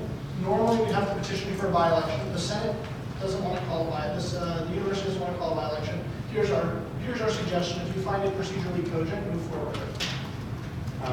Hunt. So 2 questions. One, does failing to ratify something preclude ratification at a later date? He's saying, could we come back in a month and ratify this person? Could we go and request again for their receipts? My interpretation of the exact motion that passed would not exclude the later ratification, yes. Okay. Second question was there a runner-up in this election? There were no other candidates. Okay. If there was another candidate, it would have just gone to them automatically. If council felt strongly, they could also just ratify this person and not move it and submit their receipts. Senator? So I guess 2 things to note here. One, Karen Jack has been, or the university secretary, has been pretty clear that if we're looking for amendments on addition or removal of senators for undergraduates and how that works, she'll defer to the students' council's desires as communicated with the president. So like, she's just put the ball in our court. Like, if we have procedural changes that we need to present. So that's something I know that's on our back burner, but it's not a priority for my committee, so it hasn't come up yet. But I would suggest maybe if people are comfortable with the idea of revisiting it at the next one, we could ask Karen Jack, or I think Emily Schroeder is actually the CRO right now, to see if Emily is comfortable with an internal election process and if she thinks that's cogent under the University of Waterloo Act and Senate bylaw 3. Because ultimately it's the Secretariat's discretion as to what that moves forward with, because the bylaw gives wide berth to the administration of elections to be done by the CRO and the University Secretariat. So I was just going to suggest before council make a decision like that we ask the Secretary. If there is anyone on council who knows the candidate personally or has a way to contact them personally, I would be inclined to simply delay ratification until next month. I don't know if that was the case. What's the candidate's name? Divi Kochar. Anybody, Colin, do you know that name? I reached out to a candidate for their expense reports and didn't hear back. So I personally reached out because Jason was going to put more names on the do not ratify list, and I got some of them to submit their stuff. But I think it looks particularly bad. Just like I wouldn't trust. I was a science student. I wouldn't trust someone to be my senator if they're not even going to submit their expense reports. To me, that's someone who wants a resume booster who's not going to do the job. I would vote no to ratifying them even if they got it in at this point. I don't care about not about the conduct of the election anymore. Now it's about now it is really about whether they're going to follow the procedural process. They didn't submit an expense report. Why should you trust them as a senator? they didn't submit their expense report, but were details provided as in they replied and said, we will send you the expense report later? Did they reply and say? There wasn't a reply. So do we know they're actually getting their emails? So yeah, Like, we have to assume that you can contact someone somehow. okay, fine. I might as well say this. The one proof I actually do have that this person's email, that the email I sent the warning to is a correct one, is because soon after elections results were announced, they actually contacted me to, as an existing senator, to ask questions. So I do know that that is a correct email for that person. I'll just state generally, I'm resistant to the idea of an internal election. I don't think, even though it devolves, even though Senate refers to our procedures and our bylaws delegate regulation of elections to council, I still feel like that's not in line with the way that Senate usually conducts its elections, which is not through delegated election, but through at-large election. I think the best path forward is seeing if we can't ratify would be to go by election then. So seeing as the earliest we can consider on this is the next April meeting, would it be possible to get direction from the science side on this? Because I feel very comfortable making decisions when we represent science students as a body that represents all universities into the faculties. Done? Yeah, I don't disagree with the faculty consultation. My view on this is procedural, and I would be uncomfortable moving forward with anything in council until having a conversation with the university secretariat. So, Okay. I guess from my perspective, I'm fine if the candidates submit stuff, that it's the ratification you put on the election at the next meeting. I just won't be voting in favor. And I'll note that now. Okay, so here's what I can do. I can reach out to the Science Society as who's the president, and I can reach out to the secretary through Emily Schroeder, and we can also reach out again to the candidate in question and get all of these three, like the two extra parties' takes on this. If Emily Schroeder is okay with us running an internal election, we might do that. If the Science Society has a mechanism for which they can advance a candidate to our internal election, then that would be fantastic. So I can try and do that all within the next couple days, and then we, depending on those answers, may have to take an action or do something outside of the council meeting, or we might come back to the next council meeting and say, hey, we have this person for application, or we have new candidates for you to consider. Is everyone okay with a statement that back like that? Thumbs up? Okay. Thank you. So I'll do that.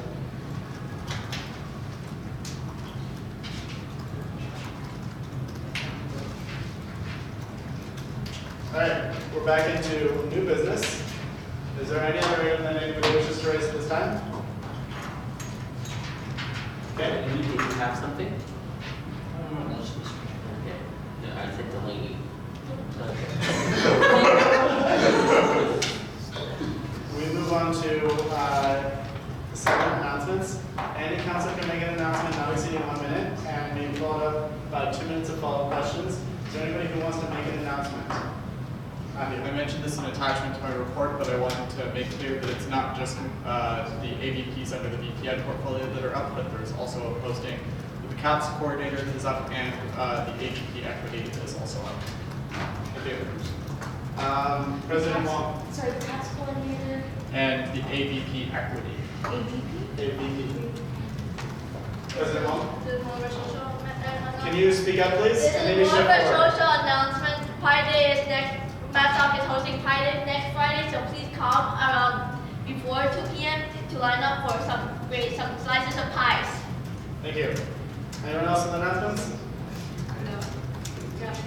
3, 2, 1. The next meeting is scheduled for April 5th, starting at 12:30 p.m. in the SCC NPR. In the absence of any more business to take care of, I am adjourning the meeting at 5:35 p.m. Question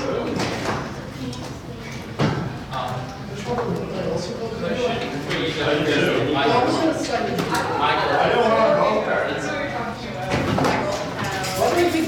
Again, a week an hour.